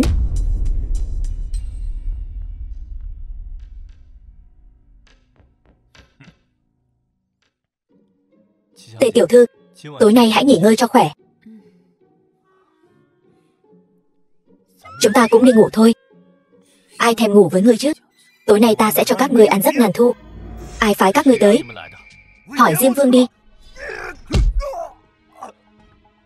Là ai của Thiên Dược Hội phái các ngươi tới tìm cái ngỏm? Người đáng ngỏm là ngươi. Bây giờ ngươi thả hai nàng ra, ta có thể tha cho các ngươi một con đường sống. Bớt nói nhảm. Cho ngươi 3 giây. Nếu không, ta sẽ lấy mạng cả hai nàng. Lâm Khiếu, ta ra lệnh cho ngươi cứu Tề tiểu thư, đừng lo cho tôi. Không, Lâm Khiếu, ngươi hãy cứu Vân Vân tỷ trước. Tất cả những chuyện này đều là do ta mà ra. Có khả năng nào không? Cả hai người các ngươi đều không cần phải ngỏm.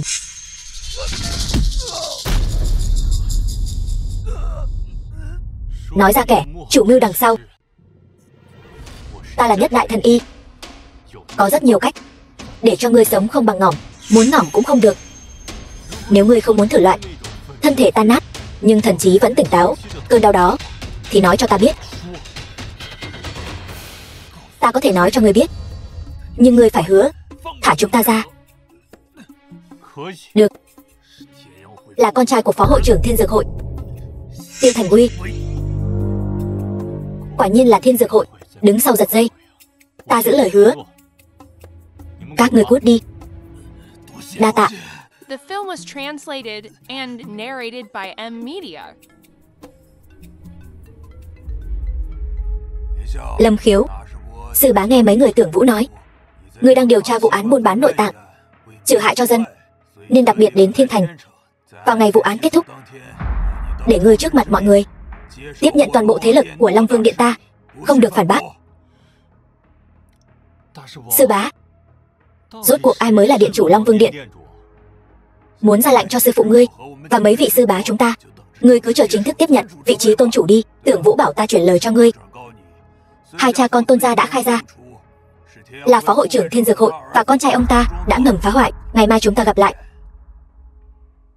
Lâm Khiếu, lẩm bẩm cái gì thế? Không có gì. Chờ chuyện này kết thúc, ta cũng chuẩn bị cho các ngươi một bất ngờ. Bất ngờ? Lâm Khiếu, ta cảnh cáo ngươi, bây giờ phải nói cho chúng ta biết. Gấp cái gì? Ngày mai các ngươi sẽ biết. Tề tiểu thư, ngày mai buổi đấu giá tại Thiên Minh hội sở còn một trận ác chiến phải đánh. Nghỉ ngơi sớm đi. Phụ thân, người của tôi ám sát thất bại rồi. Buổi đấu giá ngày mai e rằng bọn chúng sẽ đến quấy rối. Vậy thì báo xuống dưới, khiến hắn có đến mà không có về. Buổi đấu giá ngày mai, hạ độc Lâm Khiếu. Đúng vậy, buổi đấu giá ngày mai, chúng ta có thể bố trí hương độc trước. Không màu không mùi, dùng xong là hết. Cho dù ngỏm, cũng tra không ra manh mối. Những người còn lại, chỉ cần trong đồ dùng của bọn chúng đặt thuốc giải là được. Quả nhiên, gừng càng già càng cay. Con trai sẽ đi sắp xếp ngay.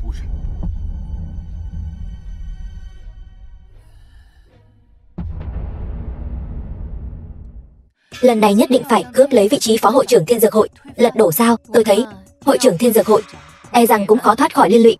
Tề tiểu thư nói đúng. Hội trưởng vì tuổi cao sức yếu, trao quyền cho phó hội trưởng, khiến hắn nảy sinh dã tâm, mới gây ra đại họa.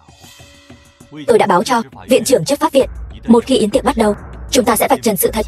Tất cả mọi chuyện sẽ kết thúc trong ngày hôm nay. Chúng ta vào thôi. Đi thôi. Thằng nhãi danh từ đâu tới? Cút ngay cho tao. Thằng danh, mày nói ai đấy? Thằng danh, nói mày đấy. Hai người đẹp. Đi với hắn ta chi bằng đi với anh. Anh tuy chỉ là bảo vệ, nhưng anh là bảo vệ của Thiên Dược Hội. Đồ chó mắt coi thường người. Mày có tư cách gì bảo tao cút? Em gái à? Mày dám mắng tao? Chán sống. Chúng ta vào. Không có thư mời cấm vào. Nếu Lâm Khiếu ta hôm nay nhất quyết phải vào thì sao? Vậy thì là không uống rượu mời, lại muốn uống rượu phạt, tự chuốc lấy khổ. Người đâu? Đánh gãy chân của nó, ném ra khỏi Thiên Minh hội sở.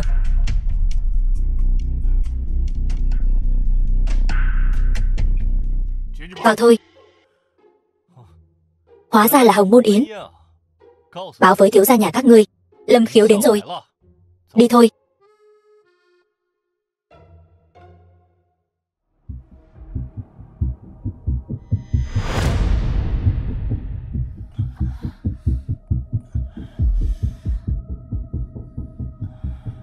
The film was translated Tôi thấy and narrated by hơi chóng mặt. Media.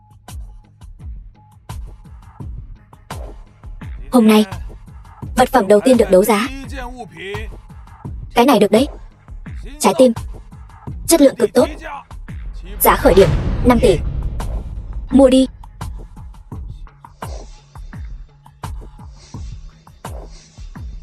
Có người trả 8 tỷ.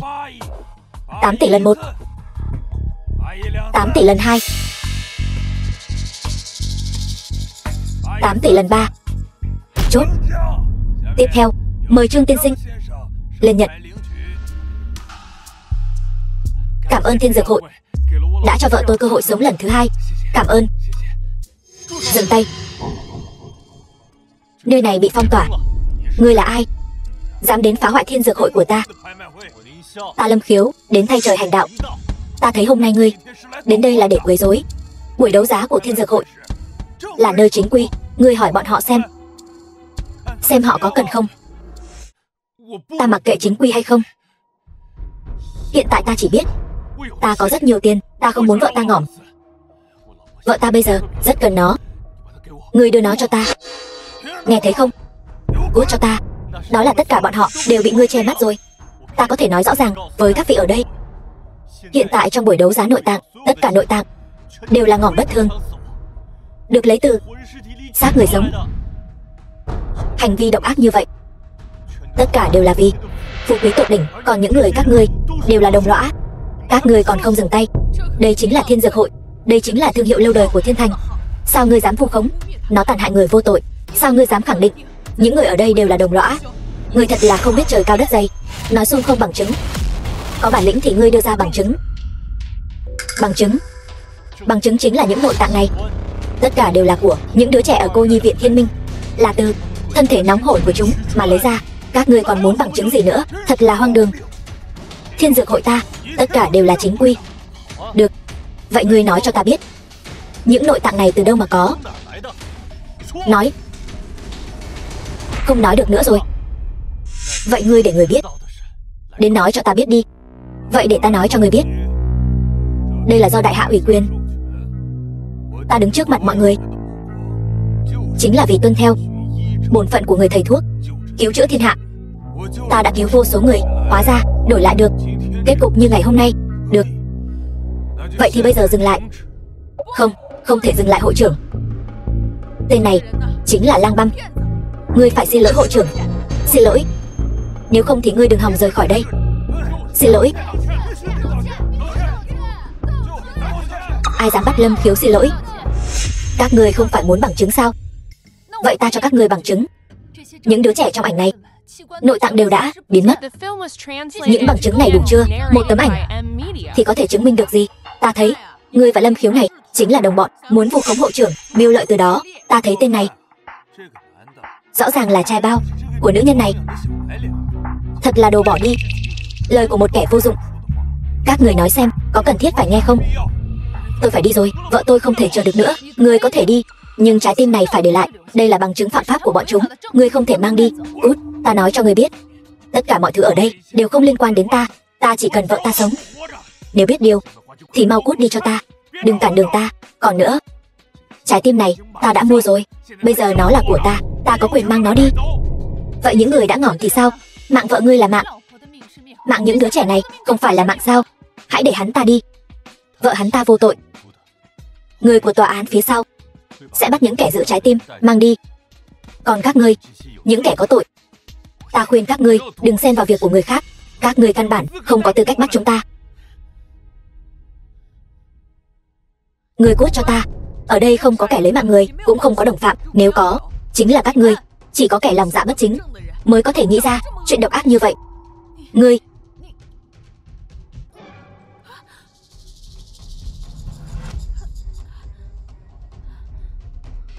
Lâm Khiếu, chuyện gì đang xảy ra vậy? Không sao. Tẩy tủy đan bắt đầu phát huy công hiệu rồi. Ngươi cũng sắp ngất xỉu rồi.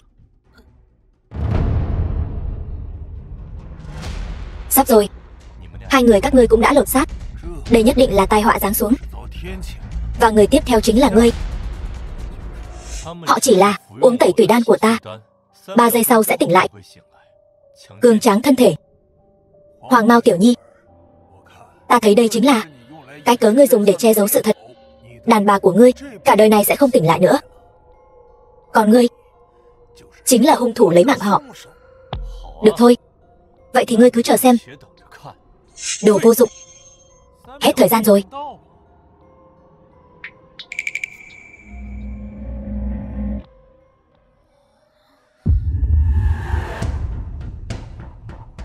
Lâm Khiếu, chuyện gì vậy? Đương nhiên là hội trưởng đại nhân muốn ta Lâm Mỗ Ngỏm cố ý thả hương độc trong không khí, không màu không mùi, muốn lấy mạng ta, cuối cùng lại đổ tội cho tai họa, để ta mang theo tiếng xấu cả đời mà ngỏm. May mà ta là tiểu thần y Mãng Sơn, nhìn thấu được quỷ kế của hắn. Hương độc, hương cái khỉ gì độc? Ở đây căn bản không có đốt hương.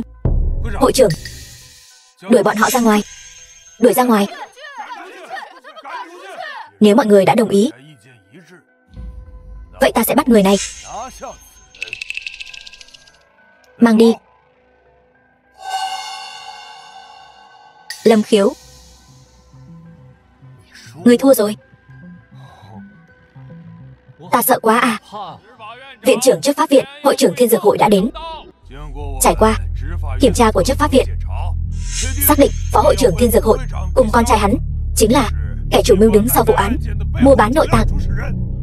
Những kẻ tham gia: viện trưởng trại trẻ mồ côi Thiên Minh, cha con họ Tôn, đã sát hại 10.082 người. Trước tiên mang tội nhân ra ngoài. Lưới trời lồng lộng, thư mà khó lọt. Mang bọn chúng đi, là bọn chúng vu oan giá họa cho tôi. Các ngươi không thể mang ta đi. Ta nói cho các ngươi biết ta không nhận. Lâm Khiếu, ta không thua. Ngươi không có chứng cứ. Chứng cứ? Những đứa trẻ ngỏm oan ở trại trẻ mồ côi chẳng phải là chứng cứ sao? Lời khai của đồng bọn ngươi chẳng phải là chứng cứ sao? Còn cả những đứa trẻ bị giam cầm dưới hầm Thiên Dược Hội của ngươi, bao gồm cả những nội tạng này, cái nào chẳng phải là chứng cứ? Ngươi còn muốn chứng cứ gì nữa?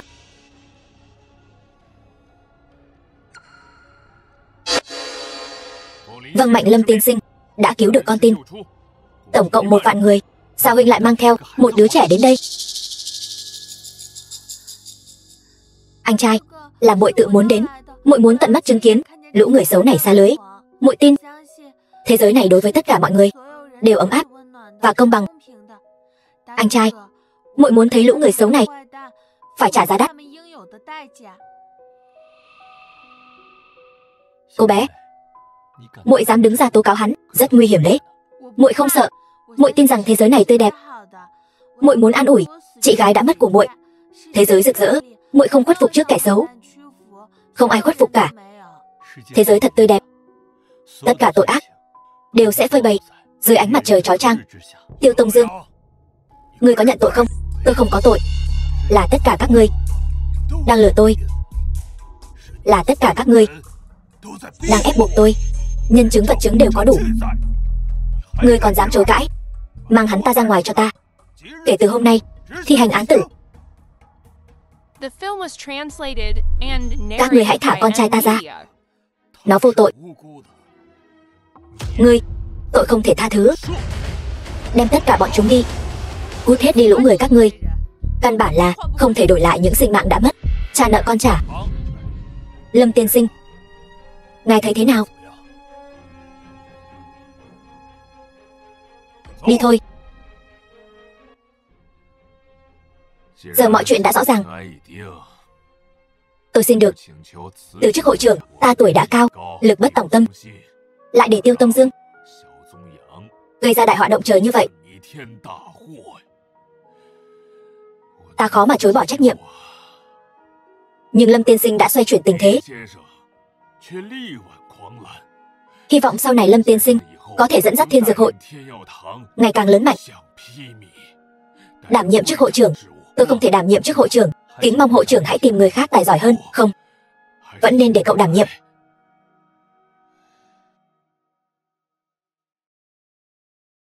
Chân nhân của Long Vương Điện, Diệp Thiên của tập đoàn Thiên Hạ, Tưởng Vũ người đứng đầu tứ đại chiến thần, Dịch Tùng đường chủ cứu thế đường.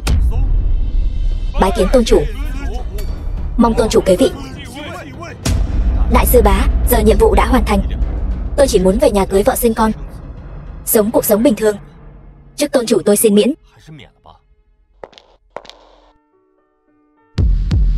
Lâm Khiếu, cưới tôi nhé.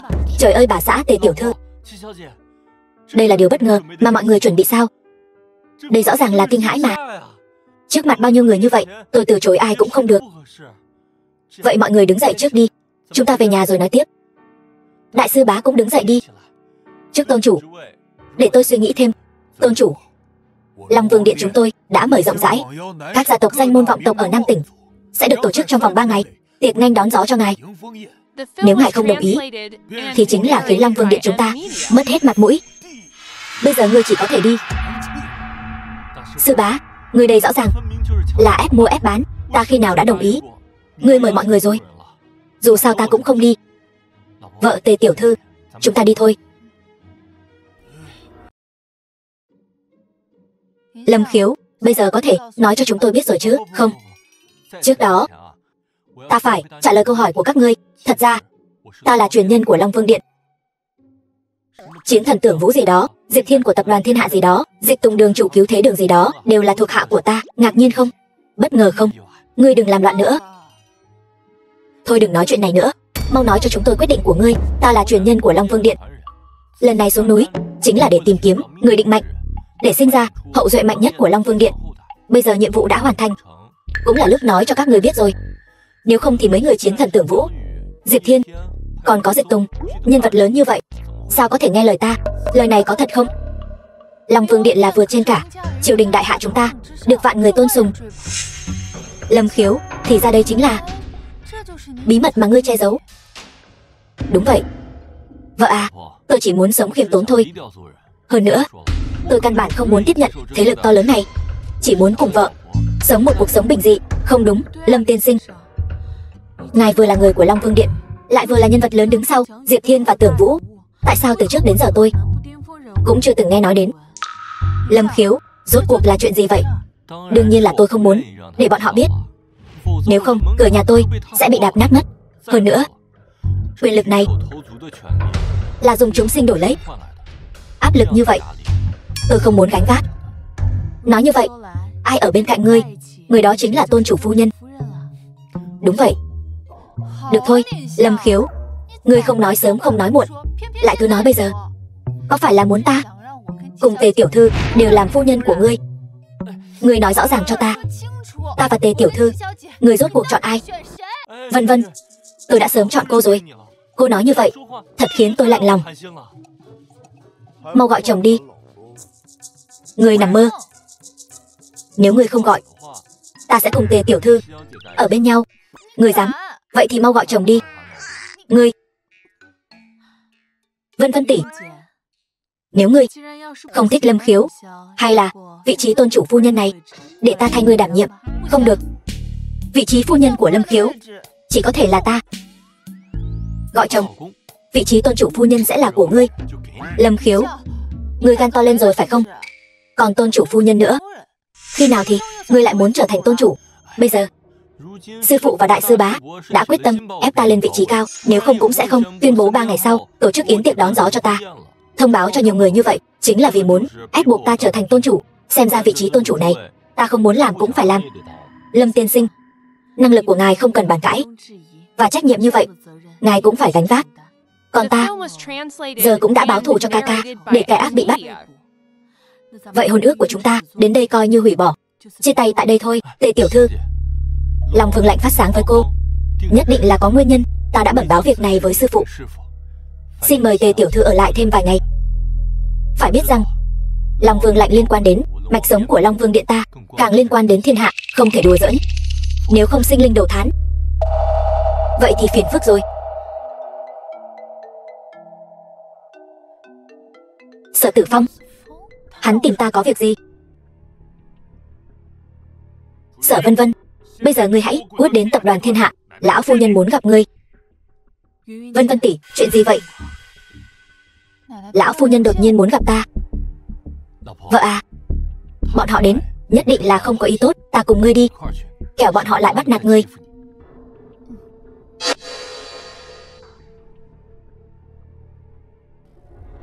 Mục tiểu thư, bây giờ cô là người phụ trách bữa tiệc này. Cô có thể nói là một bước lên mây, thế bất khả đáng. Thật là đáng mừng. Mục tiểu thư, thân phận của cô bây giờ cao quý như vậy, mà nhà họ Sở chúng tôi vẫn luôn vì cô mà trung thành một lòng. Thế nhưng gần đây có một tên nhóc gọi là Lâm Khiếu muốn loại bỏ nhà họ Sở chúng ta khỏi thiên thành. Hắn nói rằng ngay cả cô gặp hắn cũng phải đích thân quỳ xuống. Đây là hoàn toàn không xem cô ra gì. Cái gì? Lâm Khiếu? Hắn ta cùng lắm cũng chỉ là một tên man phu nơi sơn dã mà thôi. Tuy nhiên hắn ta đã cứu mạng Diệp Thiên, liền dám không coi cô ra gì. Bảo cô đến dự tiệc để hắn cho cô hối hận. Nếu cô không đối phó với hắn, hắn thật sự sẽ tưởng cô sợ hắn đấy. Đủ rồi. Ngày mai ở buổi tiệc, ta nhất định phải xem thử khí thế của hắn. Vâng, Mục tiểu thư, đến lúc đó ở buổi tiệc vẫn cần cô giúp tôi giới thiệu với các vị đại lão, để cho Lâm Khiếu biết hắn ta là cái thá gì. Ngươi yên tâm, ngươi đã theo bổn tiểu thư, bổn tiểu thư nhất định sẽ không bạc đãi ngươi. Cô đi thong thả. Sở thiếu gia, đây là thiệp mời dự tiệc đón gió. Tốt. Vâng, cô giúp tôi. Đa tạ Mục tiểu thư. Được. Lâm Khiếu, ngày mai ở tiệc đón gió ta đã sắp xếp Diệp Thiên đến tiếp đón ngươi. Ngươi cứ việc đi vào là có thể kế vị tôn chủ. Đây cũng là tâm nguyện của sư phụ ngươi và các vị sư bá bao năm qua. Ngươi nhất định đừng làm ta thất vọng. Đại sư bá, ta muốn sư phụ đích thân đến nói với ta, nếu không ta sẽ không đi. Lâm Khiếu, đây là mệnh lệnh. Đi hay không, không do ngươi quyết định. Ngươi đã là tôn chủ của Long Vương Điện thì không có lý do gì phải che giấu. Khi ngươi tiếp nhận quyền lực vô thượng, ngươi mới biết những năm qua sư phụ ngươi gánh vác trọng trách nặng nề như thế nào. Nếu ngươi tiếp tục cố chấp như vậy, sư phụ và các sư bá của ngươi sẽ không còn bất kỳ quan hệ gì với ngươi nữa. Ngươi có lỗi với ai? Lâm Khiếu, ngươi nên trưởng thành rồi. Vâng, Đồ Nhi nhất định sẽ gánh vác trách nhiệm của mình, nhất định sẽ không làm sư phụ và đại sư bá thất vọng. Như vậy rất tốt. Chuyện về Long Vương lạnh ta đã chuyển lời cho sư đệ, sau tiệc đón gió tự nhiên sẽ giải đáp cho ngươi. Vâng. Vợ à, ở tiệc đón gió cứ xem như nhà họ Sở là tự chuốc lấy. Tử Phong, ngươi xem này, tiền tổng của Giang Nguyên tập đoàn Nam Tỉnh, Vương tổng của Đằng Phi xí nghiệp, còn có cả những người sắp sửa sánh ngang với Thiên Hạ tập đoàn, Tôn tổng của Long Thượng, hôm nay đều hội tụ tại đây. Chốc nữa, nhất định phải để Mục tiểu thư giúp đỡ dẫn tiến cho Sở gia ta. Đây cũng là cơ hội cuối cùng của chúng ta rồi. Mẹ, bà nội, hai người cứ yên tâm đi, ta sẽ đi tìm Mục tiểu thư ngay.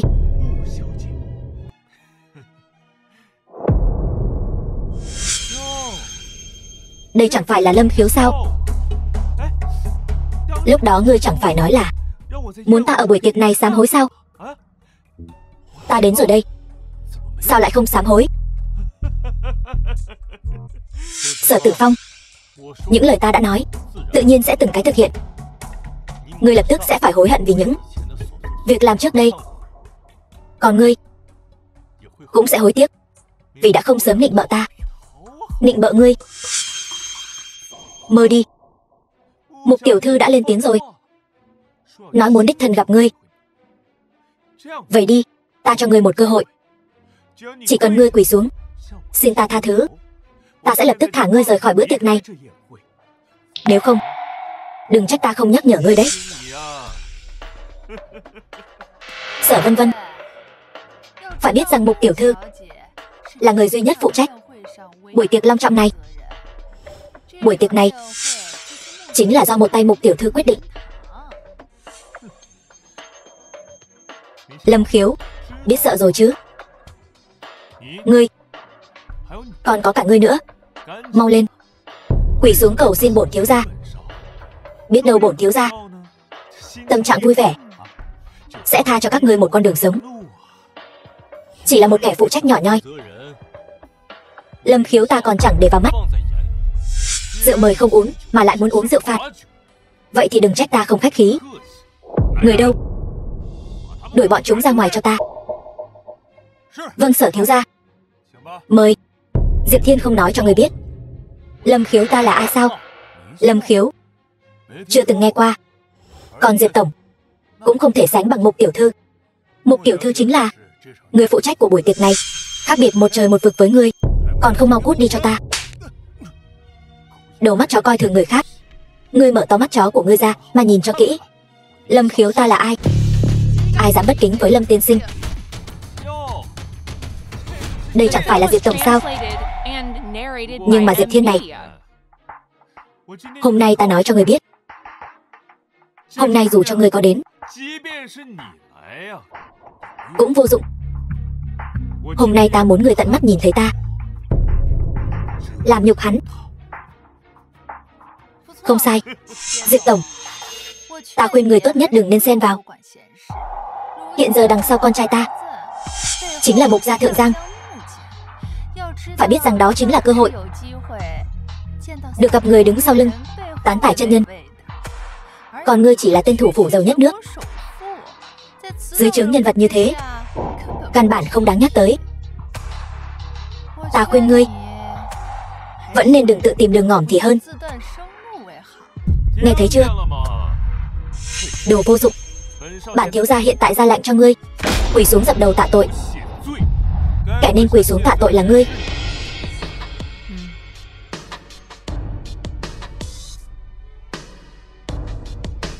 Sở thiếu gia, Diệp tổng bảo ngươi quỳ xuống tạ tội. Ngươi đừng có không biết điều.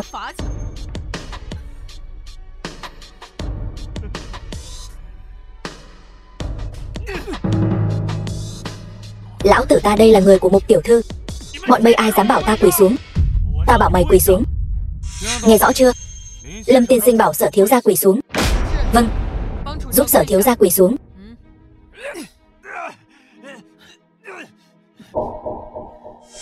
Ngươi xong đời rồi. Ngươi, còn cả ngươi nữa. Tất cả các ngươi đều sẽ xong đời. Đợi Mục tiểu thư tới, ta sẽ đuổi tất cả các ngươi ra khỏi thiên thành. Sở Vân Vân, ngươi cứ thế mà nhìn Tử Phong quỳ trước mặt ngươi sao? Ngươi còn không mau thả hắn ra cho ta. Sở lão thái thái, tôi và Sở Gia các người không còn bất cứ quan hệ gì nữa. Hơn nữa Lâm Khiếu đã nói, chỉ cần hắn quỳ xuống xin lỗi thì sẽ thả hắn ra.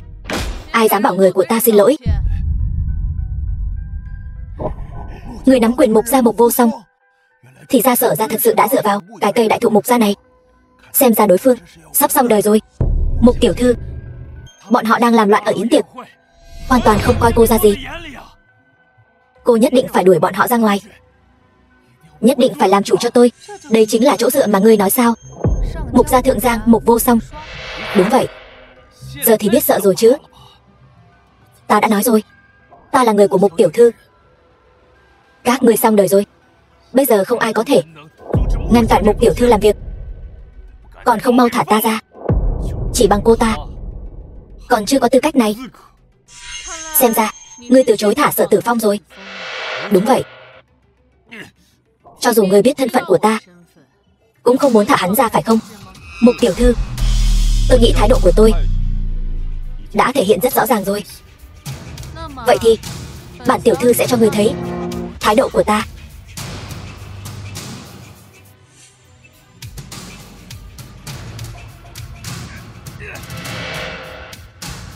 The film was translated and narrated by M Media. Đa tạ Mục tiểu thư. Lâm Khiếu, ngươi hãy nhìn cho rõ. Đây chính là thái độ của Mục tiểu thư, quyền thế của Mục tiểu thư. Biết điều thì mau quỳ xuống xin lỗi. Nếu không, chính là đang khiêu khích Sở Gia và Mục Gia ta. Xin lỗi. Đúng vậy. Ngươi bây giờ nếu làm theo lời Sở Tử Phong, quy hàng ta, ta sẽ cho ngươi một con đường sống. Mục tiểu thư phải không? Tốt lắm. Ngươi là người đầu tiên dám nói cho ta một con đường sống. Nhưng rất tiếc, ngươi không có tư cách này. Tất cả mọi người ở đây đều không có tư cách này. Mục tiểu thư, ta biết Sở Tử Phong đem Sở Gia sản nghiệp toàn bộ đặt lên người ngươi. Ngươi mới ra tay cứu giúp. Cùng lắm hiện tại ngươi giúp không được hắn. Thân phận Lâm Khiếu ngươi không cách nào đo lường. Ngươi vẫn nên kịp thời dừng tay thì tốt hơn. Ta khinh. Sở Vân Vân, ngươi là muốn nói Lâm Khiếu tên phế vật này so với thân phận Mục tiểu thư còn cao hơn sao? Hắn cùng lắm chỉ là một tên phế vật mà thôi. Làm sao có thể so sánh với Mục tiểu thư? Ta không phải thứ gì. Chỉ là hôm nay buổi tiệc này toàn bộ đều là vì một mình ta mà mở.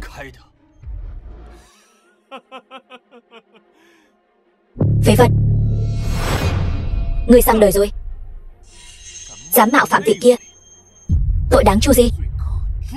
Không có người nào dám chu diệt Lâm Khiếu ta, chu diệt Long Vương Điện tôn chủ. Đây là đối với Long Vương Điện đại bất kính.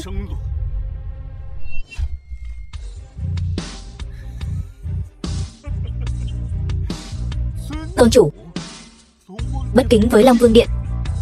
Lâm Khiếu, ta thấy ngươi là ngốc rồi. Phải biết rằng ngươi cùng lắm chỉ là một tên phế vật mà thôi. Chẳng lẽ ngươi tên phế vật này còn muốn nói cho ta biết ngươi có thân phận ẩn giấu gì? Vậy được thôi, ngươi có thân phận ẩn giấu gì cứ việc lôi ra. Ta ngược lại muốn xem thân phận của ngươi rốt cuộc có gì ghê gớm. Phải biết rằng hiện tại có thể khiến Mục tiểu thư quỳ xuống chỉ có vị phía sau Tán Tải chân nhân kia. Ta đã nói rồi, Tán Tải chân nhân đều nghe lệnh ta. Ta khuyên ngươi vẫn nên đừng tiếp tục khi quân phạm thượng, để tránh gây ra tội lỗi ngập trời. Lâm Khiếu, ngươi hỏi thử xem, chỉ cần có một người tin thì bản thiếu gia sẽ ở trước mặt tất cả mọi người khỏa thân chạy. Ngươi đi hỏi đi. Sở Tử Phong, ngươi dám hết lần này đến lần khác đối với tôn chủ bất kính, lại đây đánh nát miệng hắn cho ta. Đủ rồi. Người mạo phạm ta, mạo phạm vị kia, tội đáng chu di. Người đâu? Đánh gãy chân hắn, để kính tôn chủ. Mục tiểu thư, chẳng lẽ Tán Tài chân nhân không nói cho người biết buổi tiệc này là vì ai mà mở? Sao vậy? Ý của ngươi là buổi tiệc này vì hắn mà mở sao? Không sai. Diệp Thiên, nói chuyện phải có trách nhiệm.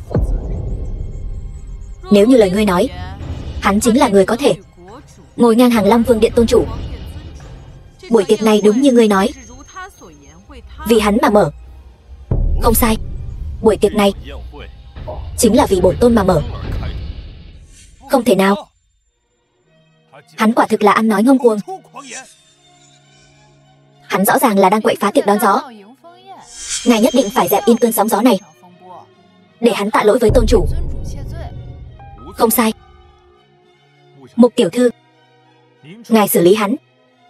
Đây là điều mọi người mong muốn. Uy nghiêm của tôn chủ không ai có thể xâm phạm. Lâm Khiếu, ngươi còn không mau quỳ xuống tạ tội. Ta đã nói rồi, không ai có tư cách khiến ta quỳ xuống. Ngoan cố, bắt hắn và Diệp Thiên lại cho ta. Tất cả dừng tay lại cho ta. Chiến thần đại hạ, vị có thể trực tiếp diện kiến quốc chủ này, hắn vậy mà lại đến. Quả nhiên Long Vương Điện không thể xem thường. Tưởng chiến thần ngươi đây là ý gì? Mục vô song, yến tiệc này là vì Lâm tiên sinh mà an bài, mà Lâm tiên sinh chính là Long Tôn của Long Vương Điện. Ngươi dám bất kính với tôn chủ, thật là chán sống rồi. Tưởng Vũ, bản tiểu thư là người phụ trách yến tiệc này, đều chưa biết Long Tôn là ai, mà ngươi và Diệp Thiên thật là khẩu khí lớn, dám lừa gạt mọi người. Hôm nay nếu ngươi không đưa ra được bằng chứng, bản tiểu thư mặc kệ ngươi là ai, sẽ đuổi ngươi ra khỏi yến tiệc để chỉnh đốn Long Nhan. Bằng chứng, chiến thần đại hạ Tưởng Vũ ta và toàn cầu thủ phủ Diệp Thiên, hai người này ở đây. Chẳng lẽ đây còn chưa phải là bằng chứng sao? Thuộc hạ đến muộn, mong tôn chủ thứ tội. Đứng dậy đi. Mục tiểu thư, giờ đã biết thân phận của ta chưa? Lâm Khiếu, ta là người phụ trách yến tiệc này. Diệp Thiên là cái thá gì? Tưởng Vũ lại là cái thá gì? Cha ta còn đích thân đi nhanh đón Tán Tài chân nhân. Giờ yến tiệc này ta nói là được. Ta nói ngươi không phải thì ngươi không phải. Không sai. Chư vị ở đây có nguyện tin lời Mục tiểu thư không? Ta nguyện đi theo Mục tiểu thư. Bắt Lâm Khiếu bọn họ quỳ xuống, khấu đầu tạ tội với tôn chủ. Ta Vương Khải Cường hết lòng ủng hộ Mục tiểu thư, yêu cầu Lâm Khiếu bọn họ quỳ xuống tạ tội. Ta Tiền Đại Đao Giang Nguyên, tập đoàn Nam Tỉnh hết lòng ủng hộ Mục tiểu thư. Bắt hắn tự kết liễu tạ tội, để răn đe mọi người. Tự kết liễu tạ tội.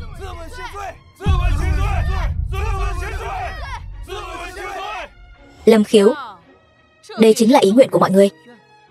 Ngươi phải ngỏm. Chỉ bằng hắn vẫn chưa có tư cách này, cộng thêm ta Tôn tổng Long Thượng tập đoàn thì sao? Không đủ. Đừng nói là giới thượng lưu phía Nam các ngươi, cho dù là giới thượng lưu thế giới cũng không thể khiến Lâm Khiếu ta quỳ xuống. Tất cả các ngươi đều không có tư cách.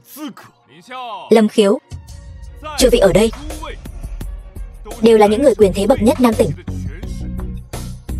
Chỉ cần một câu nói là có thể chặn đường ngươi. Bây giờ ngươi chẳng qua chỉ là vùng vẫy dãy ngỏm. Mục tiểu thư, người hãy lấy mạng hắn đi. Chỉ có lấy mạng hắn mới có thể xả được lửa giận trong lòng mọi người. Lâm Khiếu, ngươi nên biết, bây giờ kẻ nên hối hận là ngươi. Lâm Khiếu, bản tiểu thư hỏi ngươi lần cuối, ngươi có nguyện thần phục không? Không ai có thể uy hiếp ta, cũng chẳng có ai khiến ta thần phục.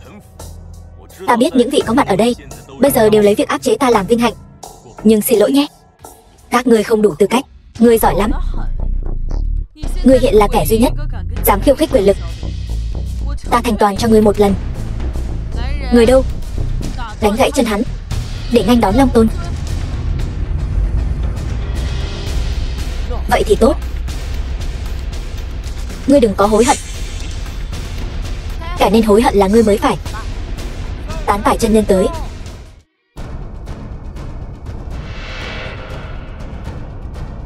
Mục gia Thượng Giang. Mục Vô Song cung nghênh chân nhân. Mục Vô Song, chuyện gì thế này? Bẩm chân nhân, có một tên nhóc tên là Lâm Khiếu, tên tiểu tử thối, ở đây mạo danh Long Tôn. Chúng tôi đang thay tôn chủ đòi lại thể diện để chỉnh đốn uy danh. Lâm Khiếu, chính xác, phụ thân, tên này vô cùng ngông cuồng, tuyên bố toàn bộ yến tiệc này đều là mở vì hắn. Còn Diệp Thiên của Thiên Hạ tập đoàn, chiến thần của Đại Hạ đều ra làm chứng giả cho hắn. Theo ta thấy, nên đem những kẻ này lấy mạng sạch để chỉnh đốn uy danh. Mục Vô Song, ngươi thật sự sai quá rồi. Ngươi có biết Lâm Khiếu mà ngươi nói rốt cuộc là thân phận gì không? Phụ thân con sai chỗ nào? Chân nhân, những gì con làm đều là vì ngài mà. Mục Vô Song, ngươi sai rồi. Mục Ngô Cường, ngươi nói cho con gái ngươi biết nó sai ở đâu. Dạ chân nhân. Mục Vô Song, ngươi sai là sai ở chỗ ngươi cứng đầu cứng cổ. Ngươi làm việc gì chưa bao giờ bàn bạc với ta. Lâm tiên sinh, Lâm Khiếu chính là chủ nhân của bữa tiệc này, càng là Long Tôn của Long Thần Điện. Bây giờ ngươi biết sai chưa? Sao lại thế này? Sao có thể như vậy? Phụ thân, người nhất định là đang gạt con, đúng không? Cút cho ta. Từ nay về sau ta Mục Ngô Cường không còn đứa con gái này nữa. Chân nhân, xin ngài tha thứ cho Mục gia chúng tôi. Tôn chủ, ngài muốn xử trí Mục gia thế nào? Trục xuất Mục gia, thu hồi tài lực trăm năm của Mục gia để làm gương cho mọi người. Mục gia gia chủ, người có phục không? Mục Ngô Cường, tuân theo thánh dụ của Long Tôn. Bây giờ ta chính thức tuyên bố với các ngươi, Lâm Khiếu từ hôm nay trở đi chính là Long Tôn của Long Vương Điện ta, ngự trị trên chúng sinh, trở thành vị Long Tôn chí cao vô thượng.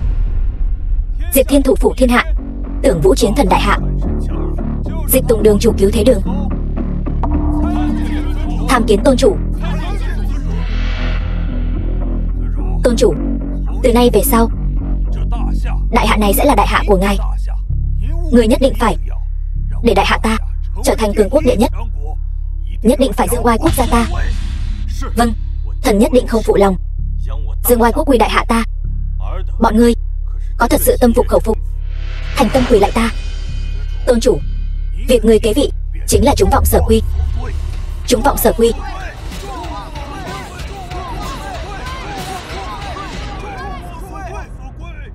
Mục tiểu thư, người có phục không? Vô Song bái kiến tôn chủ.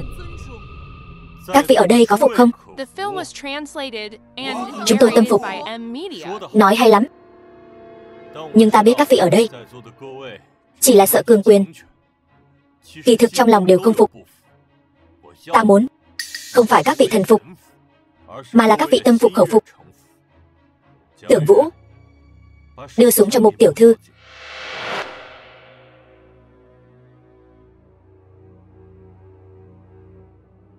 Mục tiểu thư, luật chơi súng lục ổ quay người rất rõ.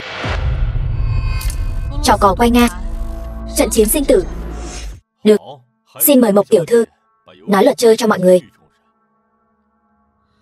Hiện tại khẩu súng trong tay ta chính là súng lục ổ quay. Luật chơi có quay Nga là đặt vào 6 ổ đạn của khẩu súng này, một viên đạn xoay bừa ổ quay, rồi đóng ổ quay lại. Người chơi phải chĩa khẩu súng này vào đầu mình. Ai trúng đạn hoặc bỏ cuộc trước là thua. Chỉ người kiên trì đến cuối cùng mới là người chiến thắng. Tôn chủ, người định dùng trò chơi này để khiến chúng tôi thần phục sao? Không sai. Mục tiểu thư, có muốn thay mặt mọi người đánh cược với ta không? Nếu ngươi dám, ta sẽ tha cho Mục gia các ngươi và phong Mục gia các ngươi làm sứ giả của Đại Hạ ta, trở thành người tôn quý thứ 3 của Đại Hạ ta. Tôn chủ, hãy bỏ đạn vào Nếu người thắng ta, ta sẽ thần phục.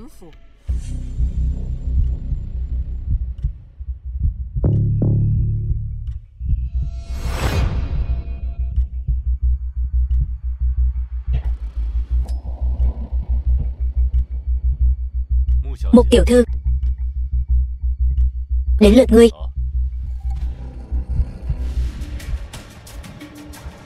Tiếp tục. Mục tiểu thư, còn 3 viên đạn. Ngươi 2 viên, ta 1 viên. Xem ra xác suất ngươi trúng đạn lớn hơn đấy. Còn muốn tiếp tục không? Tiếp tục.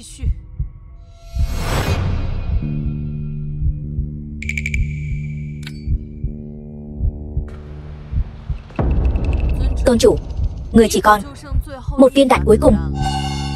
Người chắc chắn muốn bắn sao? Ta thấy người hoàn toàn không cần thiết phải đánh cược mạng sống với chúng ta. Ta muốn bọn người tâm phục khẩu phục. Vợ đến lúc này rồi, còn chưa gọi ta một tiếng chồng sao? Lâm Khiếu, tôi tin anh có lòng kiêu hãnh của anh. Tôi cũng hiểu anh nhất định sẽ sống sót. Nếu anh không thể, tôi sẽ cùng anh đi xuống suối vàng. Vợ yên tâm đi.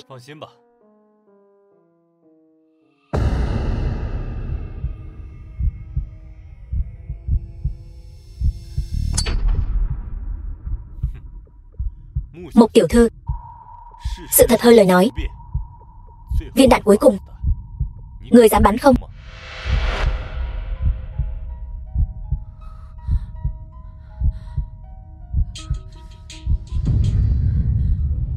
Ta là Mục Vô Song, từ nay về sau sẽ một lòng trung thành với điện chủ. Lâm Khiếu, nghe theo răm rắp.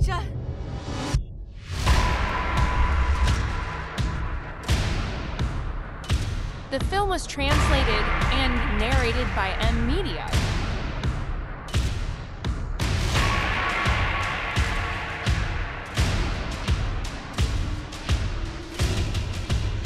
Kể từ hôm nay, Lâm Khiếu ta xin thề một lần nữa, nhất định sẽ không phụ lòng mong đợi, chấn hưng uy thế đại hạ quốc ta, mang lại phúc lợi cho quốc gia xã tắc, không quên tâm nguyện ban đầu. Bái kiến tôn chủ.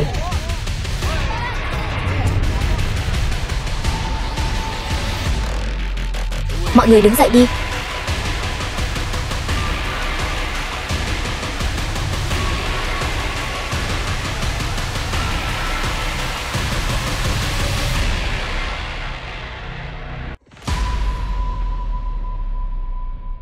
Vợ à, nàng còn nhớ lời hứa ta đã từng nói với nàng không?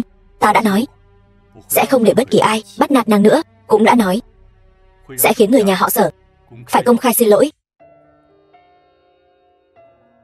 Lâm Khiếu, ta yêu anh. Vợ à, từ hôm nay trở đi, nàng sẽ càng yêu ta hơn. Còn những uất ức mà nàng đã phải chịu đựng, ta cũng sẽ từng chút một đòi lại công bằng cho nàng.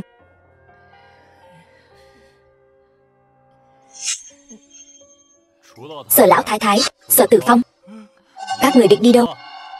Tôn chủ, xin ngài tha cho lão thân. Dù sao trong người Vân Vân cũng chảy dòng máu của Sở gia chúng ta. Đúng vậy, dù sao cô ấy cũng là người của Sở gia. Nếu vậy, ngài chính là long rể của Sở gia chúng ta. Lúc trước, tất cả đều là lỗi của lão thân, có mắt như mù, đã đắc tội với ngài. Giờ lão thân đã biết sai rồi, thật sự biết sai rồi. Đúng, mẹ nói đúng. Tôn chủ, dù ngài không nể mặt chó, cũng phải nể mặt chủ chứ.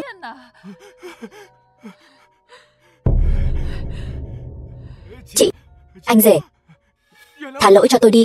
Thả lỗi cho tôi được không? Không được. Các người hết lần này đến lần khác sỉ nhục Vân Vân. Đầu tiên là vu oan cho cô ấy lấy mạng ông nội các người, sau đó là ép cô ấy phải gả cho Lý Thiếu, rồi lại cấu kết với Lý Thiếu để sỉ nhục cô ấy. Vẫn chưa chịu dừng lại. Từng chuyện một, ta đều nhớ rõ ràng. Thay vợ ta, giờ các người muốn ta tha cho Sở ra các người. Được thôi, hãy xin lỗi vợ ta. Vâng. Tất cả đều là lỗi của tôi. Ngàn sai vạn sai, đều là lỗi của tôi. Xin ngài tha thứ cho tôi. Tha thứ cho Sở gia chúng tôi. Chị, Sở thị tập đoàn là tâm huyết cả đời của ông nội. Giờ Sở thị tập đoàn đã mất rồi, chẳng lẽ ngươi còn muốn lấy mạng của bà nội sao? Sở Tử Phong, ngươi đừng quá đáng. Sở Tử Phong, ta nói là muốn ngươi xin lỗi. Nếu ngươi không biết cách, ta có thể tìm người khác giúp ngươi. Không, chị, tôi sai rồi. Lão bà, đến lượt bà rồi đấy. Lâm Khiếu, ngươi đừng có được coi đòi tiền. Lão bà, ta đã nói rồi, muốn rời khỏi đây thì phải xin lỗi. Nếu không nhờ ngươi bao nhiêu năm thiên vị như vậy, ta lấy mạng ngươi cũng không đủ hạ giận. Sở lão thái thái, xin lỗi đi.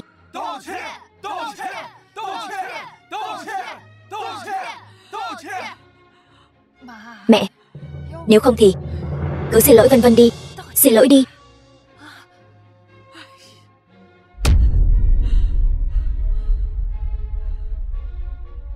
Vân Vân, bà nội xin lỗi con. Trước đây là bà nội hồ đồ, con hãy tha thứ cho bà nội đi. Lão bà, bây giờ mới biết sai, muộn rồi. Tất cả nghe cho kỹ.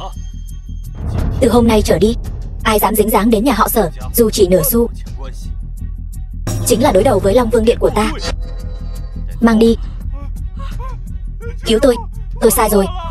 Long Tôn, tha cho tôi, tha cho nhà họ Sở chúng tôi. Mang đi. Còn lại chư vị cùng thưởng thức bữa tiệc.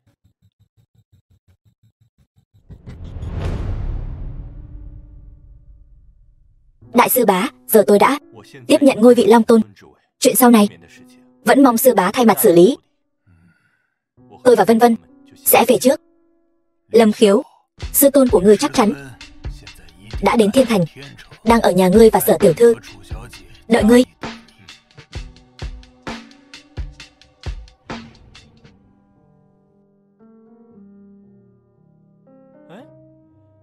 Không phải nói ở nhà đợi ta sao? Người đâu? Lâm Khiếu, sư phụ ngươi để lại cho ngươi một bức thư.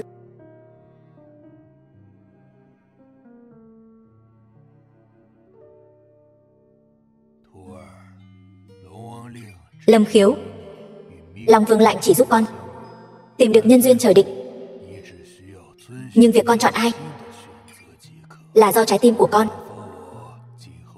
Sư phụ già rồi, muốn tự do tự tại, mong con sau này phải phát triển Long Vương Điện thật tốt. Lão già này thật sự là tự mình tiêu dao tự tại, chỉ đáng thương cho đồ nhi ta. Nếu đã như vậy, Lâm Khiếu, hôn ước của chúng ta hủy bỏ. Chúc ngươi và Vân Vân tỷ mãi mãi hạnh phúc. Chắc chắn rồi. Tề tiểu thư, vậy sau này cô có dự định gì về kế thừa gia nghiệp? Nếu đã như vậy, vậy chúng ta cùng nhau ăn bữa cơm cuối cùng đi. Tạm biệt quá khứ, hướng đến tương lai tươi sáng.